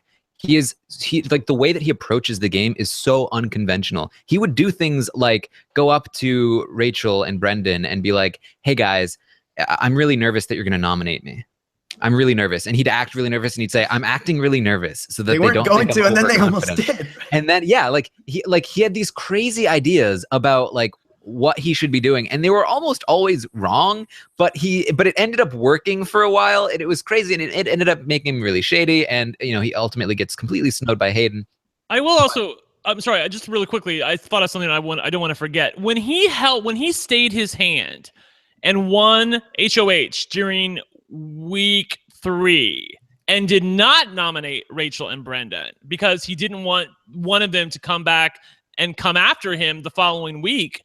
And he was right to be afraid of that. I mean, that to me was a game-changing move. Like, because the house was like, why don't you nominate, Rachel and Brendan? And he was like, I'm not going to, because I'm afraid Brendan's going to win the veto, and then I'm going to be his number 1 target. And it was a wise move for him to stay his hand and not make the move at that point to nominate Rachel and Brendan. I realized he did it 2 weeks later when he didn't want HOH again, but I felt like it was correct for him to stay his hand the first time and correct to nominate them the second time. Yeah, like from a casting standpoint, good narrator. He's clearly a guy who has a cerebral understanding of the game. And then, I always go back to that moment. He recognizes he understands what makes good television. In that moment where he's like playing, he's saving himself. Well, Brendan, the joke's on you, you big dummy. Like that always just killed me. Like, has anyone ever like played a twist and insulted the person at the same time? Like, just kick them when they're down. I love Matt Hoffman, man. Like, that is an archetype, man. It's just the nefarious, like, little weasel. Like, it's awesome. Yeah, and I that was the second thing I was going to point out, Brent, with the strategy that I do think he did have a huge impact with. This idea of keeping big threats and big targets in the game, even if they're coming after you. Matt essentially does the thing, which is like, hey, and it wasn't necessarily the smartest thing for his own personal game. He shouldn't have won those HOHs. And it's sort of, again, why he sort of has this downfall. But the idea that we have this secret alliance, and he did help create this alliance and really set the groundwork and the framework for how it was going to work moving forward in terms of parachute alliances, in terms of keeping it secret, keeping big targets in the game. A lot of that was him. And it was very successful, and it's very influential. And so this idea of, keeping these huge targets to keep the heat off of anybody else, keep everybody's eyes on them. And in the meantime, we'll swoop up our own little, parachutes, and then, make it seem like summer camp, and then we'll just trot to victory. Unfortunately for Matt, he wasn't very good at the social game. He had all these other weird, crazy ideas, and he was at the forefront of a lot of this stuff. So Hayden was able to sit back, watch him do it, and then cut his neck, cut his throat, I should say. Toward the end of the game. But I really think that a lot of that was very influential, and I really do think that he had a huge impact on changing the strategy of the game moving forward, even with some of the more out-of-the-box ideas. So moving forward, we'll go to our number 5 pick for the females. It's Rachel Riley. Floaters get a life vest. I think obviously very, very influential character. I think we have to start with Brent, even though you didn't have her quite as high as Alex. I want to hear from you. I know you're Rachel's number 1 fan here. Why is Rachel Riley a game changer?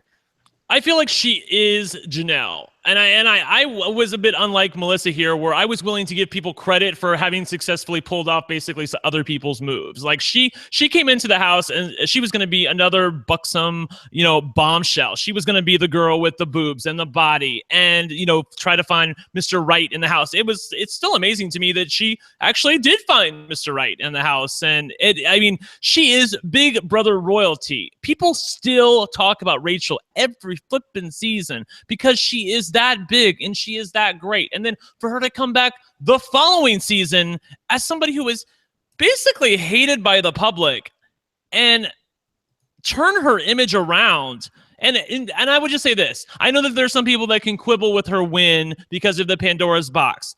I take your point. However, what you cannot quibble with is the fact that she turned around her own narrative on her own. She went from being somebody who nobody rooted for in Big Brother 12 to somebody that everybody was rooting for in Big Brother 13. And it's something that I just don't see many reality contestants able to do. You look at somebody like Jerry on Survivor and in season 2, and then they come back on All Stars and people are still booing him in the audience. They're just somebody, it's hard to alter the way the public sees you. And the fact that she was able to do that and win the game and be a comp queen and give us great confessionals and find Mr. Right at the same time. I don't know anybody who has had such a big impact on the game as Rachel Riley. All right. Anything to add to that, Alex? Yeah, sure. I think, everything Brent is saying rings mostly true for me. And I think, in addition, there's, just some good reasons. She's, still, even though she hasn't played in a few years, she's still a name like most prominently associated with the show. So, if you're trying to have some recognizable icons out there, then certainly she's an easy choice. I also think it's a cool choice because she is a winner, but she's not seen in the same tier as the Wills. And she's seen as a an icon of the game, a legend of the game. But there are a lot of people who would have issue with the idea of, is she like an all-star? You know what I mean? So I think, and that's probably just because they're focused on the strategic game. I think there's plenty of more casual fans who would say, of course, she's an all-star. But I see how people would quibble that point. And so I think it's interesting to include her on a cast like this, where you've got at least the way I was doing, a lot of big, boisterous personalities, a lot of people that aren't afraid to make a move. That was really the biggest thing. I cast, is with everybody I was about to include, I sat there and thought about, did they ever show a time where they were like, I think I should make this move, but I'm scared to do it. And I didn't include those people. I really tried to avoid those people because I think that was kind of the nature of Game Changers. We want the people who are going to take the big chances, make the big moves, take the big swings, even if they don't work out, like JT. So I think Rachel really embodies that in a lot of ways, in that she is always making big moves. She's always having big blowups in the house that really affect her game. And she really is just a bit of a loose cannon at times. But I think, that's really what I would love to see, a house full of loose cannons. I think that's what I'm realizing here. All right. Yes. And Alex, you had her at number 3. Brent had her at number 6. And Melissa, you had her at number 7. Tell me, why was she a game changer to you? I agree with what they said. I think that she was a fearless player. I think that she never was, afraid to win a competition or make a big move or get in a fight with someone. And I think that there's something to be said for that, because I think a lot of people try to, downplay that sort of stuff and try to make themselves seem more likable or whatever. And she just didn't care. She did her own thing. And I think there's something to be said for that. Yeah, and also the image flip. I don't think a lot of people have done that. And I think that that's something that is a huge part of her game, because the first time she played, I didn't like her at all. And the second time she played, I was rooting for her in the end. So I think that's a big thing, because I don't think any other people have really been able to do that. Also, yeah, looking at this all-time record sheet, Rachel, good by a healthy margin, the greatest all-time player in terms of HOH winning percentage. 50% of all HOHs she's ever played in, she's won. Pretty impressive through 2 seasons. Pretty damn impressive. That's my girl. Yes, queen. Yes, I did not include Rachel on my list. She was on my short list. I believe she was probably number 11 on my list. The reason I didn't have her quite as high is just because I thought it was too similar to Janelle. I really felt like Janelle really fit that. I know there are certainly plenty of differences, but I wanted to have a little more variety here. So that's why I didn't have her, but I agree with all of the points here. And also, obviously, this whole, floaters thing, the idea that you can play, again, balls to the wall. She is sort of like the modern representation of that. So I think that's very important. And the fact that she has her own catchphrase, Taran. I mean, that is just, and she did it in the 12th season of the show when, people are stopped talking about it. Like, it's amazing to me that she is as big of an icon as she has come to be, and which it totally richly deserved. It boggles my mind. I still remember watching her on Big Brother 12, and then I remember actively asking myself during Big Brother 13, like, am I rooting for Rachel Riley now? Mm-hmm. Like, is that what's happening to me? Like, really? Like, what? Like, yeah. So definitely good for her. And I think. I'm sorry, just really quickly. I do agree with you guys about she is very much like Janelle in that she's not very, and I see this in the best possible way. She's not very big on the strategy. It's very black and white with Rachel. You're either on her team or you're not. If you're on her team, she's loyal as all get out. She really is. But if you're not, she's going to come for you. And that's, on a television show, I live for stuff like that. Okay. Let's move on to our number 6 pick for the men. It is somebody who played with one of our previous picks. I think really I understand why he's here. I did not include him on my list, but I understand why he's here because he is really the first really in-your-face representation of something that we've really come to know and maybe dislike at this point. It's Ian Terry, the nerdy guy, plays on Big Brother. Oh, there you go.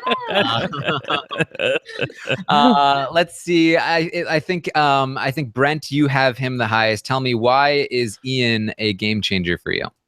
He's just somebody who connected with the public in a way that I didn't think was really all that possible. He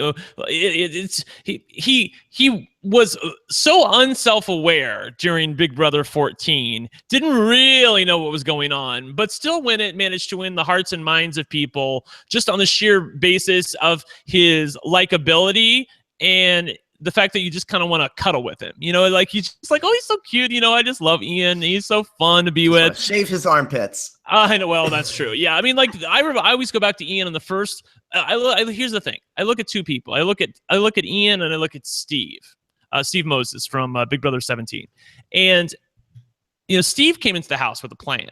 Ian came into the house, was like, oh man, this is the Big Brother house. He was like hiding under furniture and making people feel uncomfortable with him. It's just, it's the growth narrative with Ian. How can you go from being somebody who was so awkward that basically nobody trusted you to cutting one of the icons of the game about halfway through, then telling him about it in the diary room for all the fans to see in what was one of the best moments of the show, and then going all the way to the end, winning the power of veto in a double eviction where you were the target and you didn't realize it, and then getting all the way to the end and beating a legend. If he doesn't belong on the list, then I don't know who does.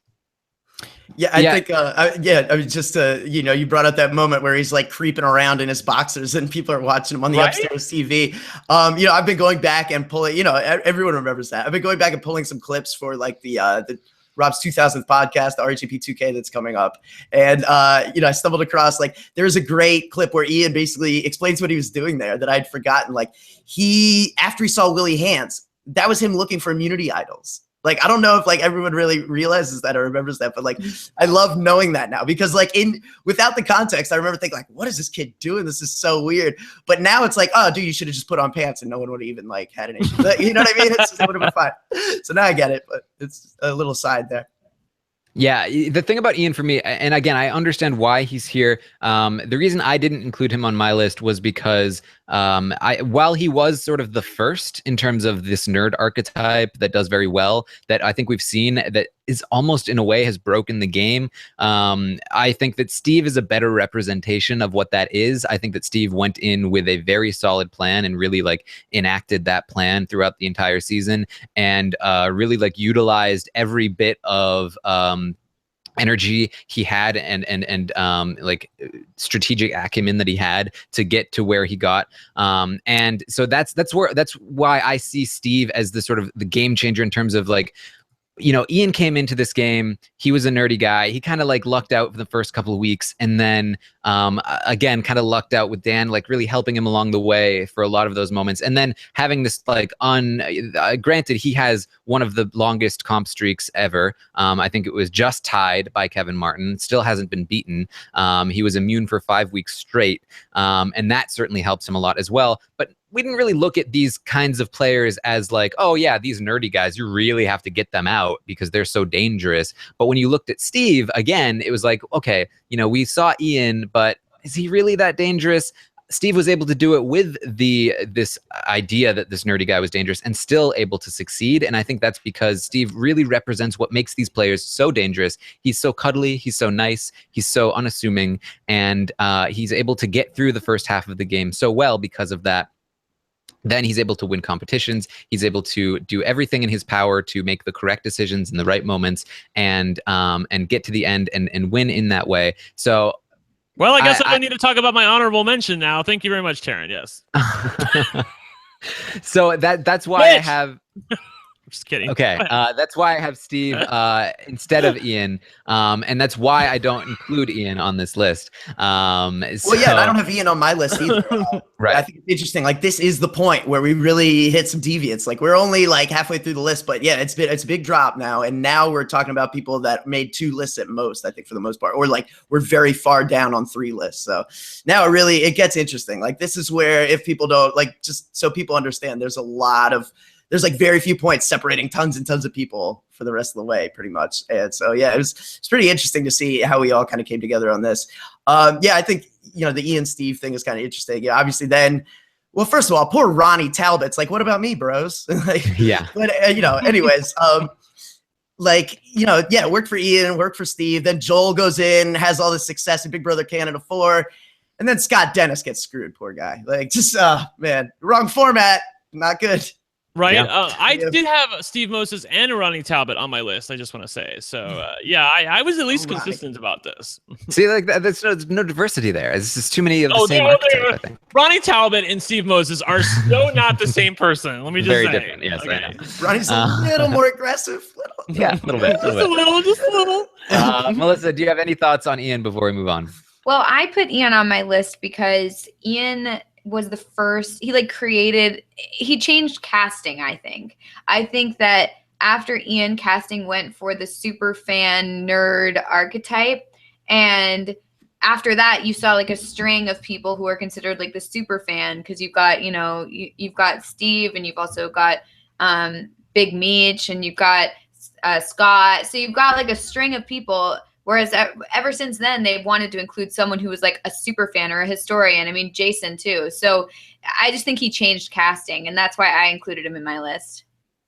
All right, so let's move on to our number 6 pick on the female side. It is when you think about game changers, again, this is probably somebody that comes to mind. It's somebody who was at the forefront of creating new strategy. It is Nokomis Deadman, or whatever it is. Deadman.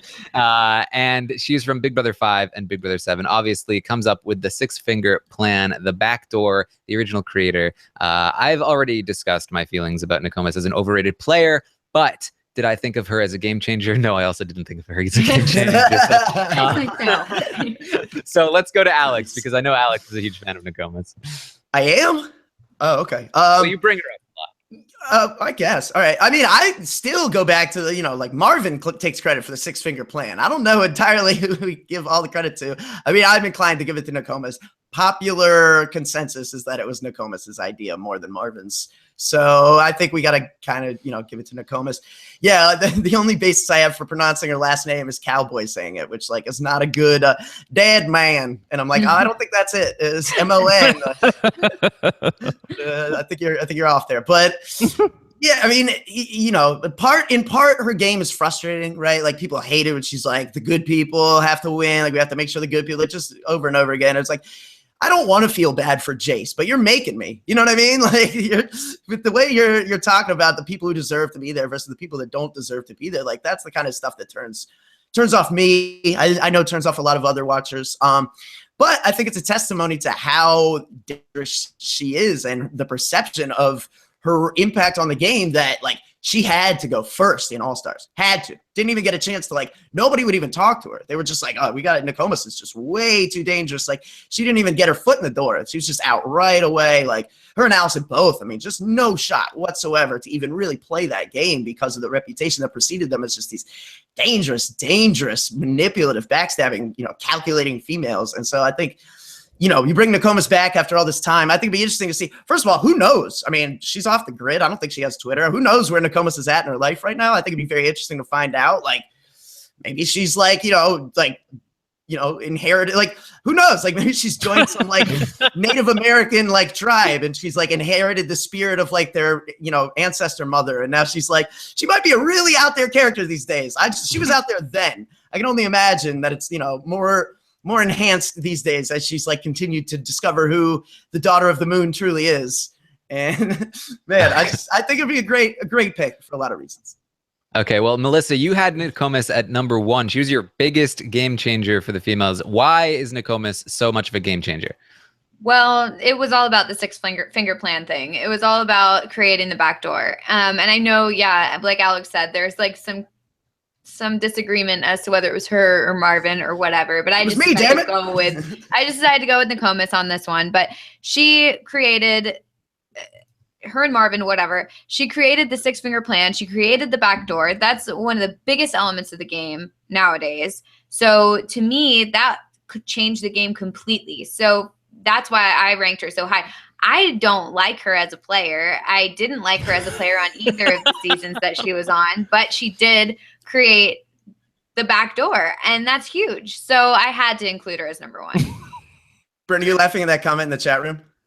No, I was just like, yes. No, I can't say it. I'm sorry. I'm on the podcast. It's a family show. I shouldn't have asked. But yeah, someone just told us Nokomis is raising antelope in Utah. That's what I'm talking about.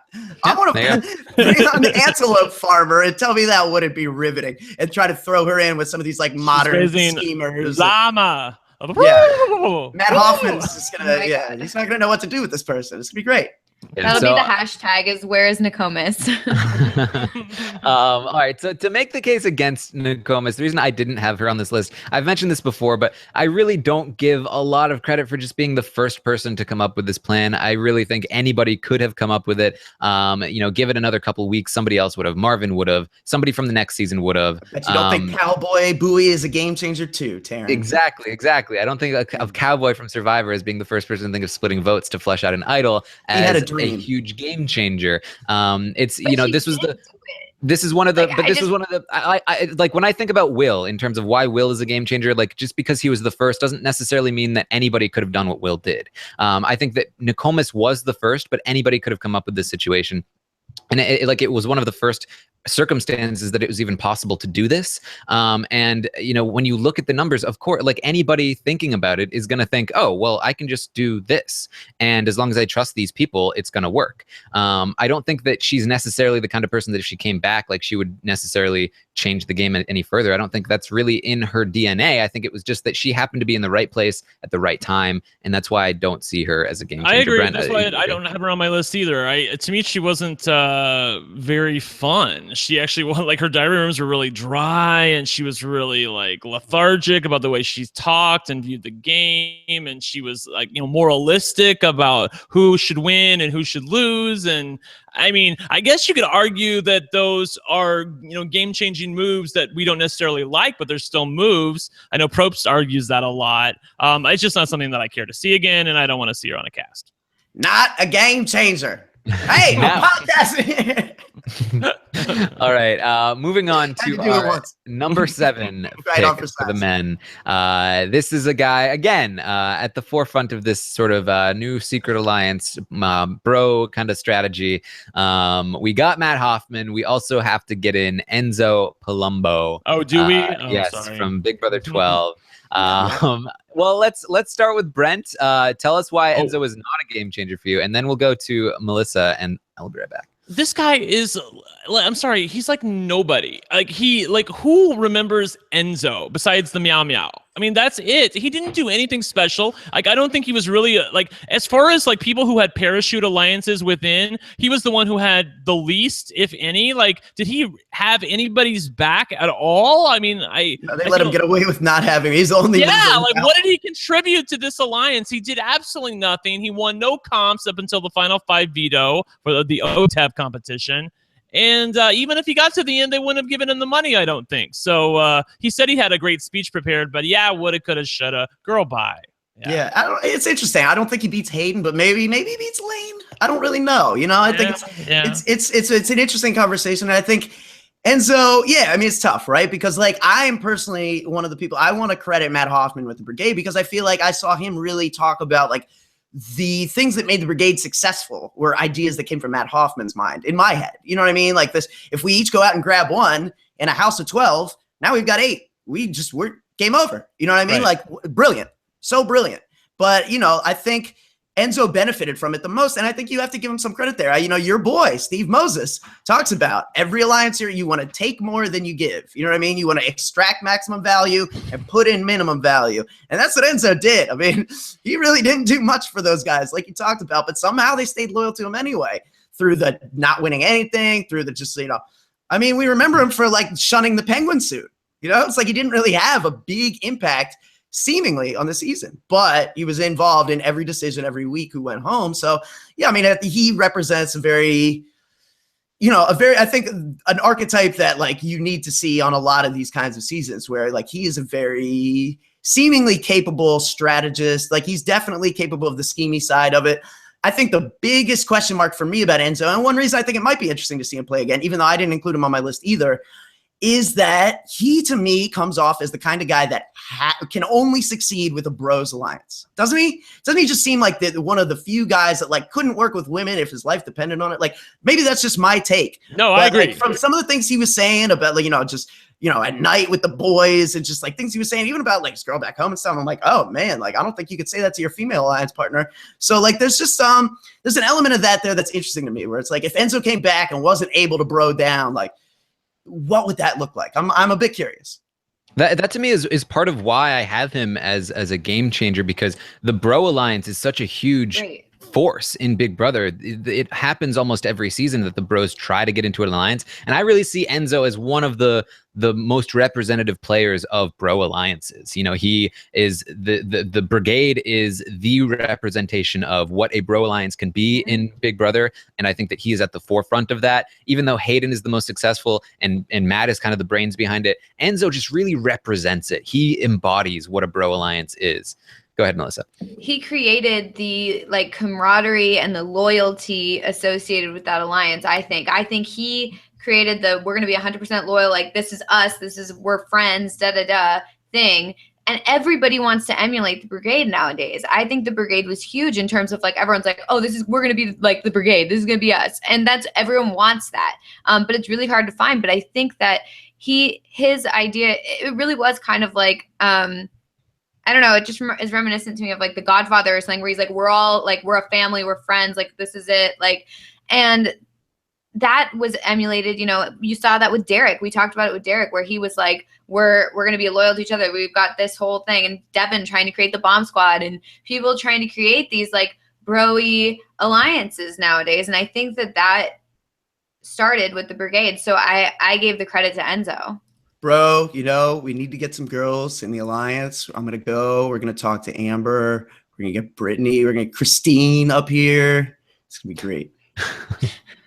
Yeah, I mean, I really think the bro thing on its own, I really think it's such an influential part of Big Brother. So that's why I had Enzo there. I had him at number 6, and I believe Melissa, you did as well. And I think both Alex and Brent did not have him. I mean, we really are. It's crazy. We're at that point where it's like, yeah, I mean, going down, like there's a ton of, we're at like, 10 points right now. And there's so many people that got points, but like less than 10 points. Like, I love that we had, this kind of variation on this. And I think it's cool. Like, I really hope people will like seriously tweet us your cast list. Like, I would love to see what other people are coming up with for this kind of idea. I think it'd be great. I mean, as we mentioned at the top of the show, so ambiguous and personalized as to like what you think is game changing, what you think is not game changing. It's really, you can come up with it whatever definition you want. So let's move on to our number 7 pick for the women. This really it surprised me how far this player fell. I thought she would be much higher, especially because I know Alex loves her. But she probably disappointed in Alex, given where Alex places her. This is Amanda Zuckerman from season 15. She is wow, like she's just like a thunderbolt. She's I when you think of game-changing players, it's got to be Amanda Zuckerman, right? Like she's got to be in there with a shot. Really reminds me, it's somewhat similar to Vanessa in terms of her aggressiveness, in terms of being like this very alpha sort of female. I know that she has this, she tried to take control of the game in the same way that Derek did. And she did it before Derek. She just did it a lot more aggressively and a lot more aggressively. I think is the right word there. She was also very entertaining. She also tried to use twists to her advantage. She tried to weaponize the twists, which I thought was a very influential strategy that you have to utilize moving forward. I think Derek kind of borrowed that from her a season later. If I recall right, wasn't she the one who first figured out how to game that stay and fold competition? Like she beat that comp, right? I believe so, yeah. Yeah. And she, again, also the one that points out, we can use Alyssa to our advantage. And I mean, just really the way that she played the game was, I think, the start of this really aggressive gameplay that Derek sort of, follows up with. And then we see, again, we've seen more and more with Vanessa and then Polly and all of that. I think that Amanda's really the start of it. I mean, obviously Dan played that way a little bit, but Dan obviously plays it in a much different way. He doesn't try to control everything. Amanda tried to control everything, be on top of everyone. If anybody lied to her, she was mad at them. If anybody, did anything against her, it was like hammer down. Like she was on top of it. I think that she plays the game in such a unique way. I think she's a unique character. I think when you think about game changers, Amanda has to be there. Brent, I know you agree with me. Yeah, she's my tagline for her was alpha female needs beta male. The relationship that she had with McCrae and how she absolutely had him just whipped is something that you just don't see a lot on TV shows. I mean, usually it's a more even-keeled partnership, but there was no question who was wearing the pants in this relationship. And the thing is that she would go into the diary room and totally own it. She was like, yep, he's my bitch. Yep, that's how it is. Yep. And McCrae would go in and be like, she scares me. I know, right? She's a man-eater. Yes. It was so rich to watch. You just don't get many women like this on television. It was so great for me to see because she just here's the thing. If there was ever a question that she belongs on this list, and I don't think there was, it was cemented the week that she decided to work with her arch enemy in Alyssa and said to each other, we need each other right now. And even though I absolutely freaking hate you and have hated you this entire game, I know she worked with her in the beginning, but there was a time where she absolutely hated her. They decided to work before she keeping Alyssa scared in the HOH room. Yes, I mean, she decided, you know what, I need to save my skin here. There's a lot. I'm sorry. There's a lot of people in the annals of Big Brother. I did not mean to do that. You guys can. I did not mean to do that. There's a lot of people in the annals of Big Brother that will let their pride get in the way. I'm trying to keep a straight face right now. And they will not work with the person that they need to work with to better their game. They would rather just go out of the house and be like, well, there's nothing I could have done. This girl does not do that. She knows she needs Alyssa. She knows she needs to bite her pride and do what's best for her game. And I think she showed a lot of people that, you don't necessarily have to like your alliance partner to work with him. I know it didn't work out because of Andy, but when she made that move, that really put Andy's game in a tailspin for a day or two where he was like, oh shit, now I have to combat this because they've decided to all of a sudden smarten up and work with each other, which I didn't really count on. So now I have to make a move, which was then even more glorious than their move. So it was like a great game-changing move, in my opinion, that begat another great game-changing move. Yeah, no, I think maybe the only reason, like you said, I have her like 10th on my list of 10. And I think the only reason she's down where she is and Andy's down where she is probably is that I still, in the back of my head, feel like production wants nothing to do with that season. I hate it. I love that. Like, there was a lot of problems with that season. There's a lot of problem characters that maybe you don't want to touch. But I don't see Amanda and Andy necessarily as those. I'm sorry. I don't see it that way. I think they bring more pros than cons from a television standpoint, from what you're trying to make of this show. I get that maybe BB15 and BB9, a couple of these seasons are like, production just wants to have like collective amnesia as far as these things go. But I think they're missing opportunities at like some legitimate fire personalities that really could. And, just to touch on some of the, just kind of recap a little bit at this point, man, the idea that we would have like Amanda and Vanessa and Derek, like all these quarterbacks fighting over the football. You know what I mean? They all have to control the game, and they can't all control the game. That would be great. I mean, we saw a bit of that in Big Brother Canada 5. I think this would be even ratcheted up further. And then we talked about, Rachel hates floaters. We threw Andy and June in there for her. You know what I mean? Like, how awesome. Like, this is the kind of thing I think that's really, really cool. This is the kind of cast structure I think that really, like, could come together to create some very good organic moments. And you don't need care packages or anything when you got this kind of action. All right. Final thoughts on Amanda, Melissa. Yeah, I mean, I agree with what you guys all said, especially Brent's comment that about the anals. Yeah, about the anals. No,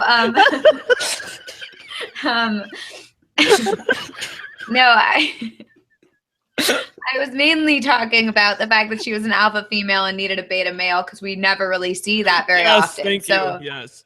That was really what I was focusing on, but that's good too. I feel like if on Big Brother Canada 4, like Joel and Nikki had actually hooked up and not just like production be like, try this.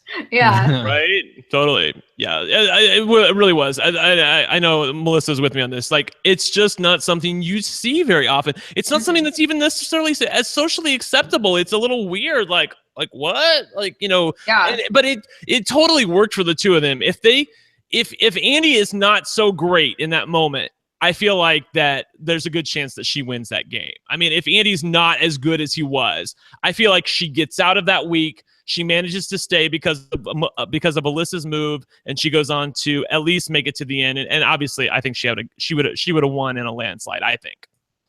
All right. Well, let's move on to our number 8 pick, the final pick for the men. And this is the prophesized one from the beginning. What we said, Alex managed to get somebody on through the strength of. If I known I was the only one including him, I would have done a lot better job at like preparing to defend my position. Yes, this is somebody you might not think of this guy as a game changer. This might not be the person that comes to mind. From Big Brother 5, Drew Daniel. Alex has chosen Drew Daniel to be our final male pick. Alex, why Drew? Why Drew? It's a good question. I mean, I think there's a lot of reasons with Drew. I think Drew, if you're a casting director, like Drew is a really interesting choice for a lot of reasons. I think one thing that Survivor found that was really, really cool is like, you bring back somebody we haven't seen in so long and see like what's changed with like a Jeff Varner, or what's changed with like some of these other, maybe that's not the best example, but there's great examples out there. And I think Drew is someone who's really interesting. Like all this stuff had like this TMZ stuff happened like the year after his season. Who knows where he is at? Like he's just disappeared off the radar completely. He's like a Greg Buis to me now, where I'm like, I want to see what this guy's life looks like. He also, I mean, it's not just the unknown factor. He's a good looking dude. He played a really, really strong, really straight up game. He is a good looking dude. Taran, that matters in casting. Don't tell me it doesn't. I'm laughing at a joke that's in my head. People talk about getting netted. No, it's getting Diane. Drew did that first. Drew showed you what it's like, how you play this game with a showmance that you plan on cutting all along. Drew was the one to make that mold. Like, if you want to give John Party credit, fine, but just because John hadn't watched Drew's season. But, Drew did it first. Also, I think something that, and never more than now, following like Kevin's win, have I actually like looked at HOHs and POVs and tried to figure out like, these things actually count for something. Like I used to consider them nothing, but now maybe I'm like looking at them and trying to factor in a little bit. Drew still tied for the record with most HOH wins. Still. I mean, they played a lot less HOHs back then. There was a lot less competitions in general, and they still haven't broken Drew's record. I mean, Drew was the first guy that showed us you can beast your way to the end in this game. You really can. It's something you can do. I think a lot of before that, it really was like, okay, the HOH revolves, and it's about like just not being on the block. And then Drew was like, no, screw the revolving door. Me, and then me again, and then me again. Like it's good. And I think that's a mold that a lot of people, especially recruits now, all try to follow, not knowing that Drew laid the framework. Yeah, I think if you want to find out what Drew has been up to, you really have to go deep into the annals of Big Brother. I've been contemplating whether I should say that the entire time you've been talking. Yeah. We need to replace it's fire.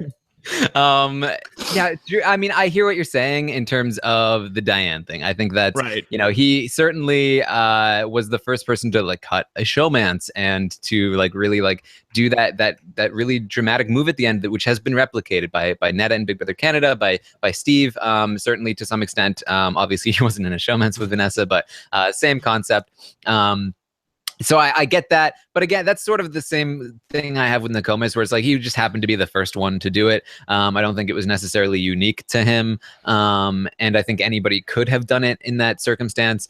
But you know, I thought about Drew in terms of like who can represent the male, you know, like, you know, dude archetype that is very successful. The Hayden, gotta have some shirtless kids on the cast. We know certainly. But I think that's something that just comes naturally. I don't think it's necessarily something that has been changed or something that needed to like be groundbreaking by any means. So that's where I came at it with Drew. Brent, what did you think?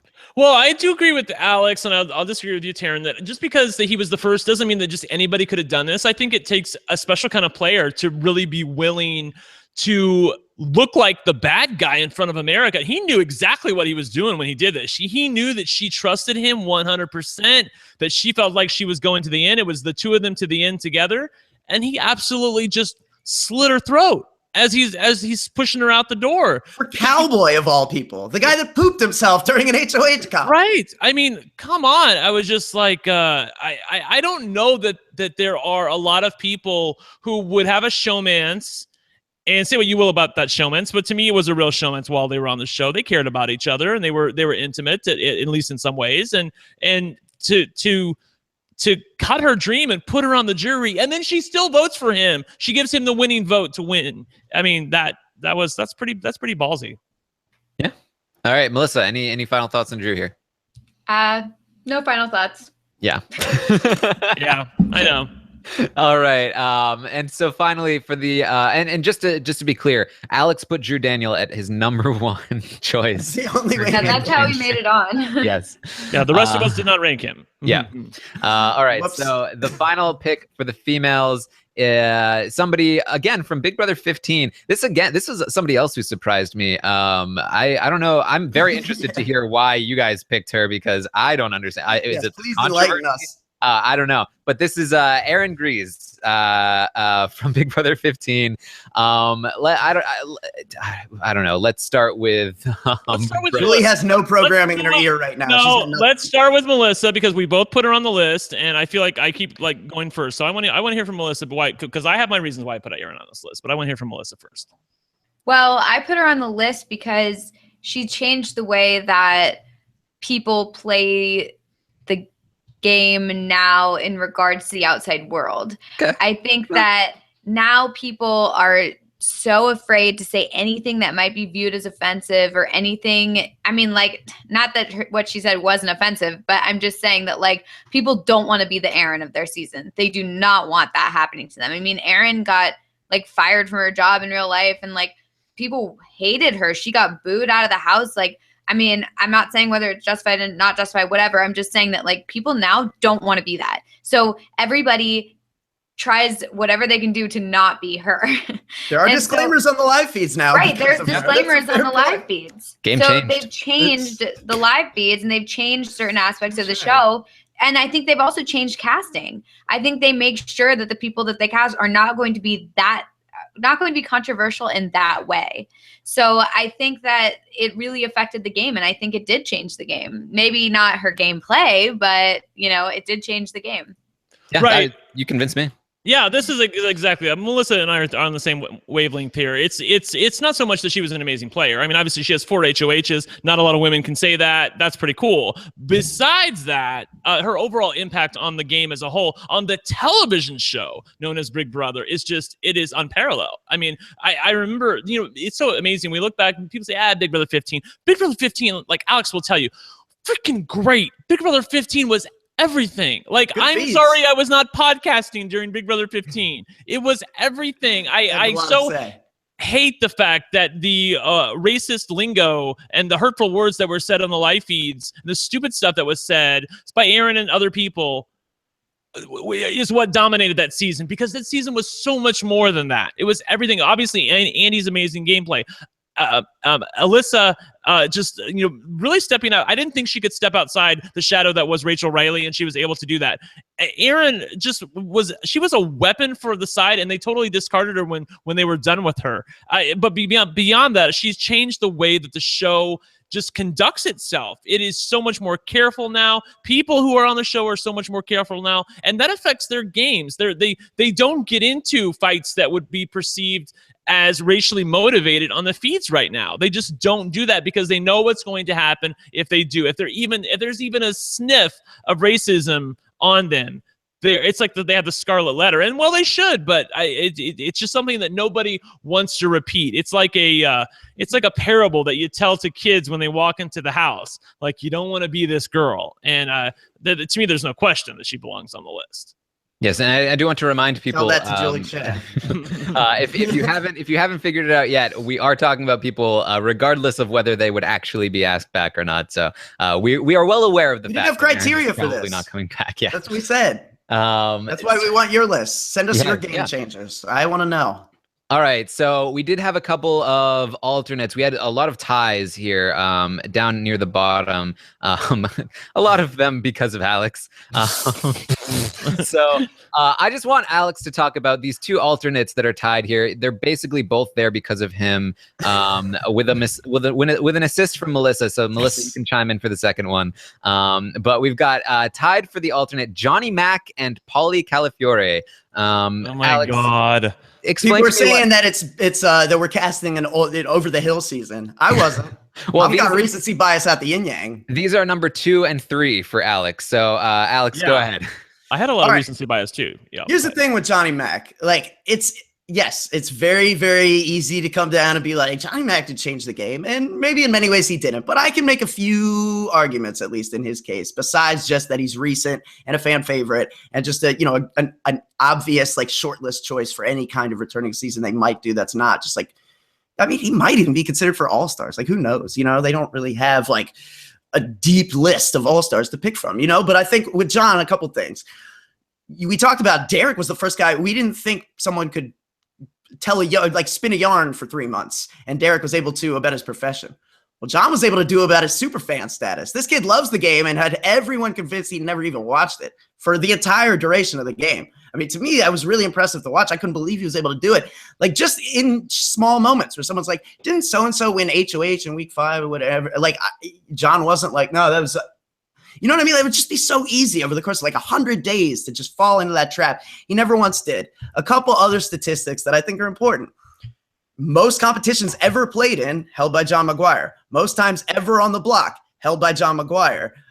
There's like a lot of like just little, I think, stats that are like staples of the Big Brother game that because of the nature of the game he played, because he got put up early and then people were like, well, I only have to make one enemy since everyone's nominating Johnny Mac. He really, I mean, Spencer did it first, but Johnny Mac did it bigger, did it harder, had to do it for longer. I mean, really, like, it really is amazing to think about, like, here's a guy that has played in more combined competitions than people who have played this game multiple times, in many cases, just because, like, he was constantly on the block in a season with Battle of the Block. Like, this guy was playing 3 comps a week, like, every week in many cases. And, like, I mean, it's very, very erratic path to the end. He's a very quirky, kind of charismatic guy. I think even though, we had a infamous podcast where Rob called Steve and Johnny Mac losers who are afraid to make the big move, I don't think Johnny Mac is ever afraid to make the big move. I know we see Steve up dry heaving all night because he's scared to make the big move, but I don't think Johnny Mac was scared. I think it was all timing with him and never really... I mean, he has the balls to say, well, yeah, what do you want, to Julie Chen on live television. I don't think he'd have an issue putting up some rando on the block. You know what I mean? So I think he represents, again, it's kind of that wild card factor like I talked about with Matt Hoffman. I just want to see big, boisterous personalities who want to play the game hard. And that's really where I went with my casting. And I think Johnny Mac's a good example. Yeah, this reminds me of your whole Kevin crush, to be honest. That's all I have to say about Johnny Mac.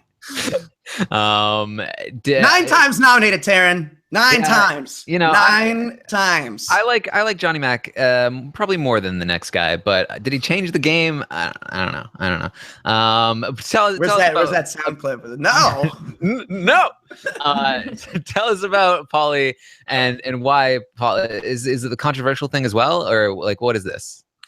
Yeah, he's a good-looking dude. He's young. He's going to be walking around shirtless, and I felt like you have to have at least 2 of those. And I have. Yes, you do. You do. I'm sorry. This is Big Brother, people. Let's call it what it is. We know what this is at this point. We're not fooling ourselves. I think Paulie is good because he checks all the boxes, right? Here's a guy who played strategically, played recently, is a good-looking guy, is a boisterous personality, had fights in the house, what do you want? I mean, to me, he's like the Michaela or the Zeke. It's we just got this person that we want to bring back right away. We've got this format that's conducive to doing it because this guy ran the house for a bit. Even if he didn't do it in an original necessarily style, the way he went about it, the way he ultimately crashed and burned. I mean, it was very, very memorable. I think he's really someone that now is kind of seen as one of the faces of BB18. It's hard not to associate him with that. And I think just the whole element of, him playing again, especially, even I didn't have Derek on my list, but to see him have to play with Derek would be interesting. Although I think they'd probably end up working together, which would suck because we don't want to see Hitting and Redux. But he's an interesting guy. He's going to be a very, very hard person to predict in terms of how he was going to do. But the biggest thing to me, the biggest reason why Paulie's a game changer goes back to the Russell Hantz thing. He nominated and evicted his own showmance right away, early in the game. This wasn't a final 3 cut. This was I think I'll put Zakiya on the block because I can. And then he won veto, and he's I think I'll save Zakiya.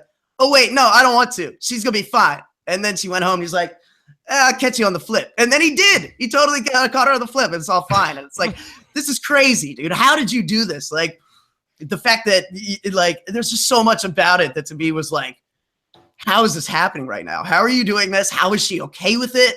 How, there's just so many questions around that move that to me, that in and of itself, I'm I'd see Paulie again just for that. Okay. I don't know if I'm convinced. Melissa, do you have another angle on this? Why you had Paulie last on your list? Why did you help him into this alternate spot? I don't know, but essentially I put him in there because he had such an epic downfall. I think he went from, owning the house and controlling everything to just tanking, just crashing and burning so epically. I think that's another situation where it's what you don't want to do. And I think people nowadays are I do not want to be the Paulie. I do not want that happening to me. So I think that people are now more afraid to, dominate the game in the beginning. And that brings me to another person who I was going back and forth with, which was Devin, for my last spot. Just me and Melissa both had Devin on our list. That's right. Yeah, I love it. Just because he did that whole thing where he was so controlling in the beginning. He took everyone under his wing in the beginning and was this is the alliance, this is that. And I feel Paulie had a similar thing where he was so dominant in the beginning and then just crashed and burned. And I think that after Devin and after Paulie, people don't want to do that anymore. And so I think that changed the game.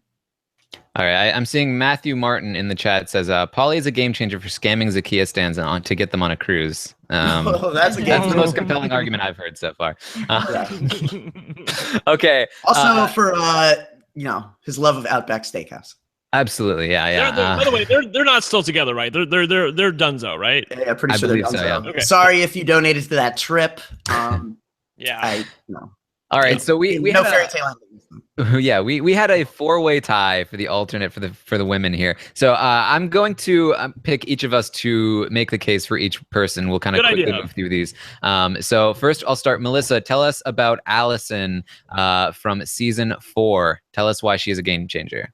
Well, I put her on my list because she's similar to June in terms of like the floater game, and also the idea that she was one of the beginning stronger females where she's more aggressive, because Danielle Reyes was a strong female character, but she wasn't aggressive about it, and I felt like Allison brought that aggression and she brought that strength. But yeah, I associate her more with June, and I picked June over Allison in terms of like the floater thing because June won.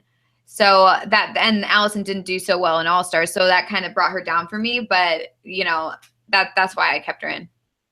Yeah, I think Allison is a very unique player, very aggressive, very unique in the way that she played the men too. I think she was on my list as well. I think she was on everyone's list except for Brent, but she was just kind of like down near the bottom. Mm-hmm. Yeah. And I included, it's funny. I did the opposite of Melissa. I included Allison and not June. Again, the factor of June not being stateside, and as Brent mentioned, her relationship with Julie is a little strained. But yeah, I think if you have like two good options like that, I think, like Game Changers made me a little curious to like maybe we didn't get all breakout stars. Maybe Troy Zan didn't bust out the way they were hoping, but it is cool sometimes when they bring people back where you're like, I wouldn't have thought of them, but let's see what happens. You know what I mean? And so I think Allison's a good example of that. I wish she had gotten more of a chance to actually play the game in BB7 because I really liked her approach to the game. I always talk about it. I don't care if you're male or female or whatever. That's why I give Kevin so much credit. Kevin doesn't care. He uses his body as a tool in the game, and I appreciate that. He's willing to just whore it up if he needs to. If that's going to get him another week of the game, he does not care. And I don't think Allison much cared either, and I love that. And I think we've seen too many people who are like, it's unfortunate. Obviously, if you're Amber, you don't want nothing to do with leading Caleb on, but probably would have worked. That's all I'm going to say. All right. It was there. And yeah. Might have gotten you at a jury at least, or whatever. Well, you never know. Brent, make the case for Shelley Moore here, also tied for the alternate spot. Yeah, Shelley, just an archetype that you just don't see on reality TV shows for the most part. I think you could probably make a comparison to Karen on Big Brother Canada 4. I'm sorry, Big Brother Canada 5. Thank you very much. I'm already forgetting the numbers, and it's only been in 2 weeks. But Shelley was a lot more self-aware than Karen ever was, and Shelley was a lot more self-interested than Karen ever was. I think Shelley had a plan. I would like to say that without Pandora's box, she could have been the winner. I really do think that she was pretty well insulated for a majority of the game where no one even considered putting her up. She said at the end that she made the move to get Jeff out 1 week too soon. Given the game that took place, I think that's probably true. But if Pandora's box doesn't rear its ugly head, then I think that her move was probably quite proper. She just was willing to cut bait with people when she felt like she needed to for her family. It wasn't about the people in the house. She was able to make people think that she cared about them on a mom level. And this is why it hurts so much. Rob has talked about this before. If you're the mom in the house or you're the mom on the island, it hurts so much more with people because they trust you with their life in the game. And then you turn around and just stab them in the back. And it's like, well, I expected this from these people over here, but I never expected it from you. And I think that's why Shelley was so compelling of a character, because I never expected, when I saw her walking in the house, I never expected her to be somebody who would just be absolutely, utterly ruthless, and she was.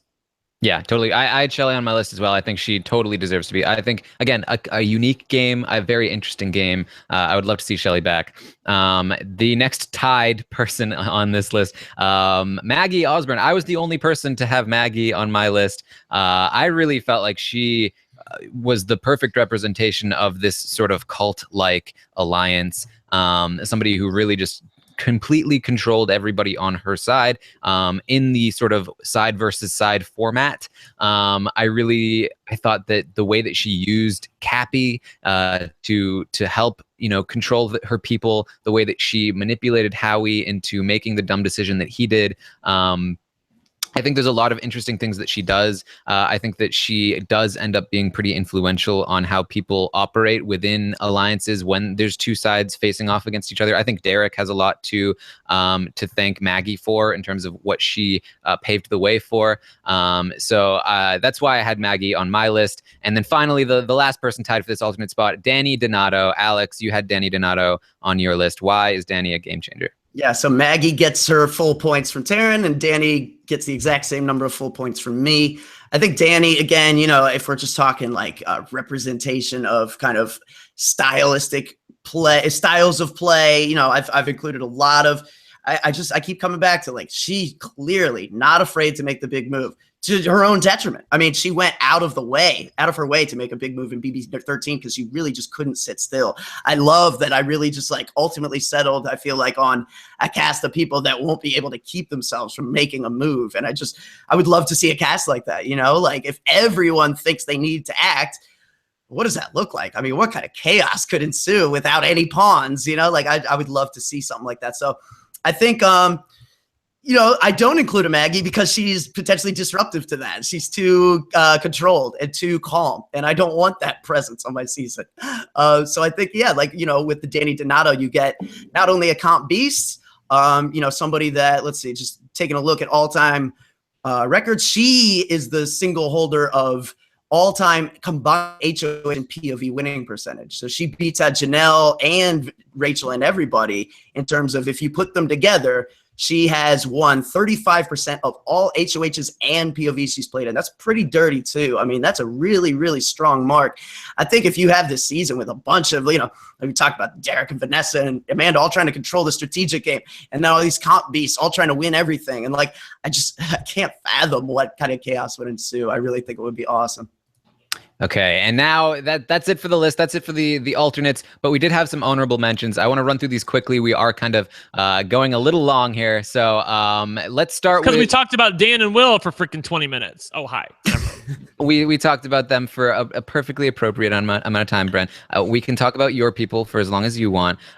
So let's start with you. Who were your honorable mentions here? We'll talk about both of them at the same time.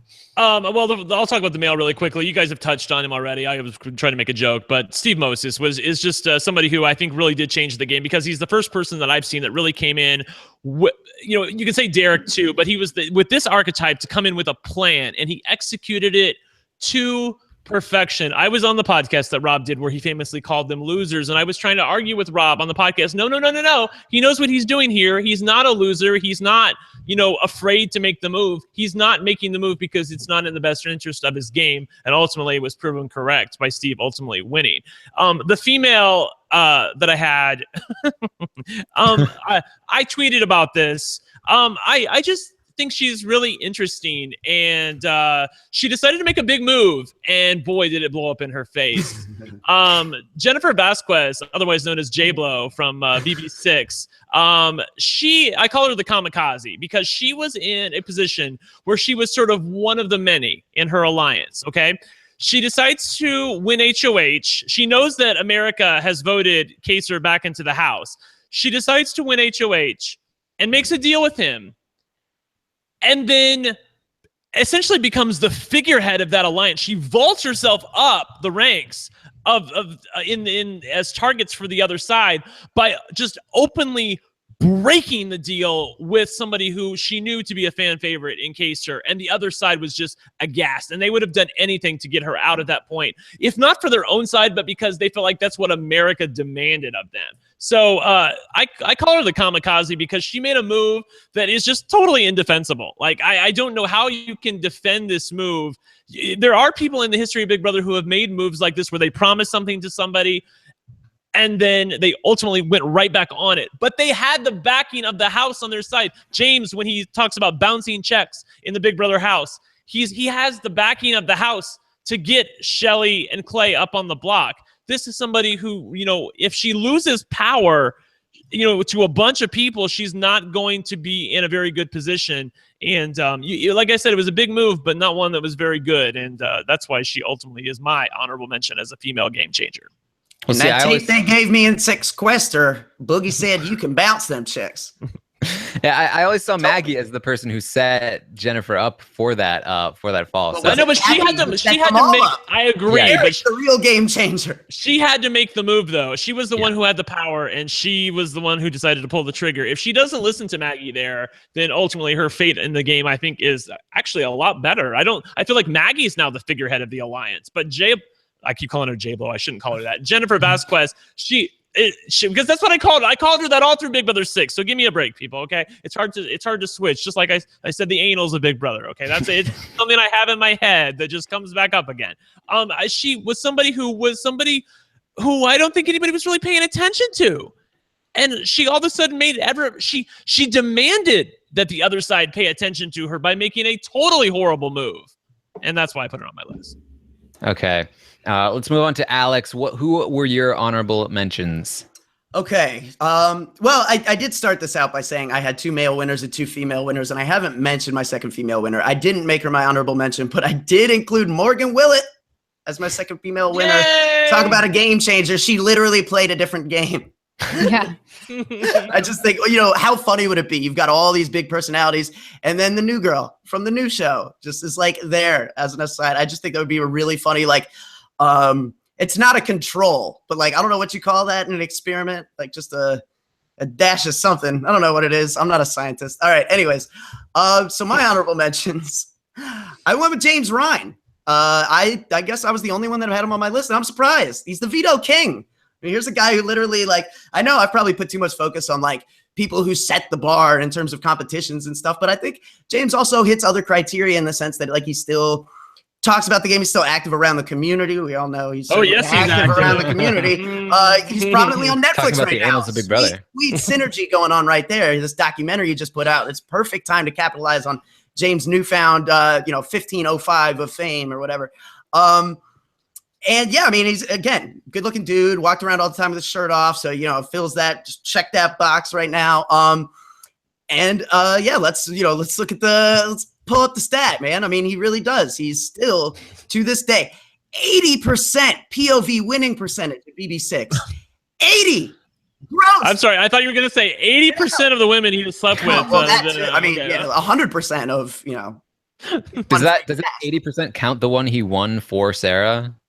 It should, but I don't think it. I don't know. I kind of doubt it, but yeah, it should though. It probably does. Yeah. But yeah, I mean, how crazy, right? Janelle, James Ryan, and Crazy James. Those are the only people even above 50%, and he shatters them. I mean, it's it's the kind of next level stat that I think single-handedly and then you combine that with just the branding of the Veto King with the Netflix show just coming out. I just think it's too perfect to include James Ryan right now. What's this Netflix show? I'm not aware of this. Tell me about this. It's a documentary about modern dating, and he's on there talking about how he just plays girls on Tinder and leaves them, and how crazy it is dating 20-year-olds now because they'll do anything, and it's really messed up, dude. It's really messed up. Oh, really? What's the name of it? Because I love Hot Girls Wanted or something. That sounds right. Hot Girls Wanted.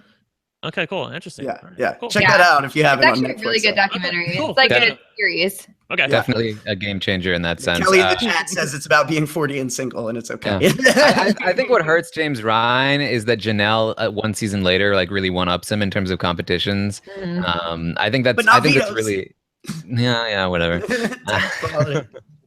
All right. Yeah. So who's your female pick? So on the female side, this is someone that certainly does not factor into recency bias at all, given that she's from Big Brother 2, but I just think she's a great inclusion. I know I've heard Will talk about on various things that he would like to see Nicole Shafrich play again. He feels like she's a good person to bring back. I know after she played, she ended up becoming a radio personality, which I think she was a shock jock or something. I think she'd be great. She always had a great, very quick wit, a very sharp tongue. I think that makes for a very great cast member. And then from a game changer perspective, no one had flipped the house until Nicole did it the first week of Big Brother. I mean, Nicole showed us what a house flip is. That's changing the game. I'm sorry. we didn't know that was a thing until she like, it very looked like, first okay, week. HOH is going to send this person home. Everyone likes Sharon. Sharon's awesome. The house likes Sharon. So Boogie's just like, it's a foregone conclusion. Nah. Nicole like basically showed that it was a framework that didn't exist. Again, you could go back to what you say, Taran, which is like someone would have done it if she didn't. But man, somebody laid a frame and then everyone else operated within it. And I think Nicole takes a piece of that. Will didn't do it on his own. Nicole had some hand in there. And I don't think Will is anywhere near the awesome character that he is if Nicole doesn't like play so hard from the onset and create adversity that he has to overcome. So I think it'd be really cool, especially if somehow Will was back in there. To see them both back after all these years would be pretty wild. Yeah. I mean, I can't argue with that. I think Nicole is a very interesting character, and I think that the things she went through in that house certainly interesting. Game changer, I'm not sure, but we'll see. Did you guys? She's no Kent Blackwelder, I guess. No, she's definitely not. She's no freak. Brent, Melissa, did you have any thoughts on Alex's picks here? No, not really. No, Yeah. they were fun. All right. So I will go with mine. First, I'll talk about my pick for the women is Diane Henry. I had Diane instead of Drew here. I felt like she was really like the player between the two of them there. I really think that she helped formulate this idea of a showmance. Going far, playing both sides, choosing the showmance over everybody else, even though you were already in an alliance, sort of being pulled away in that sense. Also getting cut by your showmance right at the end. That certainly doesn't hurt her case. She was also, again, like we had a lot of these very aggressive sort of like big game player women, especially early on in Big Brother. And I feel like she was really a big part of that. So that's why I had Diane there. And then for my male one, I really feel like this guy should have been on the cast. From Big Brother 6 and Big Brother 7, I feel like Kaser is such a game changer. The way that he because we talked about Will in terms of setting the bar for making the strategic game accessible and like accepted. I think Kaser really put that over the top. Kaser was the first person who was a huge fan favorite that was all in it for the game. He was talking about chess. He was talking about pieces. He was talking about, I am a strategic person. I want to play this game strategically, but he was also incredibly likable. And I think that really changed the tone of the game moving forward. I think Big Brother 6 is a huge turning point in Big Brother in the focus of it, because then they go to All Stars and it's all strategy. It's all strategy. Big Brother 8. It's much more strategically focused. And I think Kaser has a huge part of that. Not necessarily the most influential in terms of his gameplay, but in terms of how production sees him, in terms of like the audience's view of the show and the game. I really, really feel like Kaser is so one of the most influential people in the history of the show, and I think that he deserves the moniker of game changer. Yeah, I mean, I can see that. First of all, there's not a lot of people who look like Kaser. I mean, he's one of the first Muslims to ever play in the Big Brother house, and it's good to have diversity in the house where you get to experience people from other walks of life. But beyond that, I would quibble a little bit with you, because it's hard to be a game changer when you haven't even made jury twice, the same, and you had 3 times that you were evicted. All right, Ronnie Talbot and Brian Hart. Okay, I know. Well, I can't believe you're arguing when you're putting Brian Hart on my list. Oh my God, I'm like the apocalypse is upon us. No, but I can see where you're coming from. It's more like on the show itself as a TV show. I feel like he's made his impact, and not on like the specific games he played himself. Yeah, I'm there. All right, Melissa. Finally, let's get to your honorable mentions here. I think you had some good ones. You had 2 that were both on my list. Oh, well, that makes them good then. Of course, yeah. My honorable mention for guys was Evil Dick. I think he definitely changed the way that people play the game in terms of being openly and outright mean. I think that and calling people out and not being afraid to, get in fights and making that kind of more of an acceptable part of Big Brother, and just creating a persona that's just like, evil. Because where Will made it okay to, he was kind of evil, like the evil doctor. He was not not anywhere near like Evil Dick. And I think Evil Dick was the first person to make it, okay to just outright be cruel to people. And I don't even think it's okay, but I think that people viewed it as okay because for some reason the public loved him. So, I think he changed the game in that way. I think that before him, there really wasn't that character. And I think now more people are willing to follow in his footsteps because they saw that America liked him when he was on the show, and it's okay. So that's why I put him.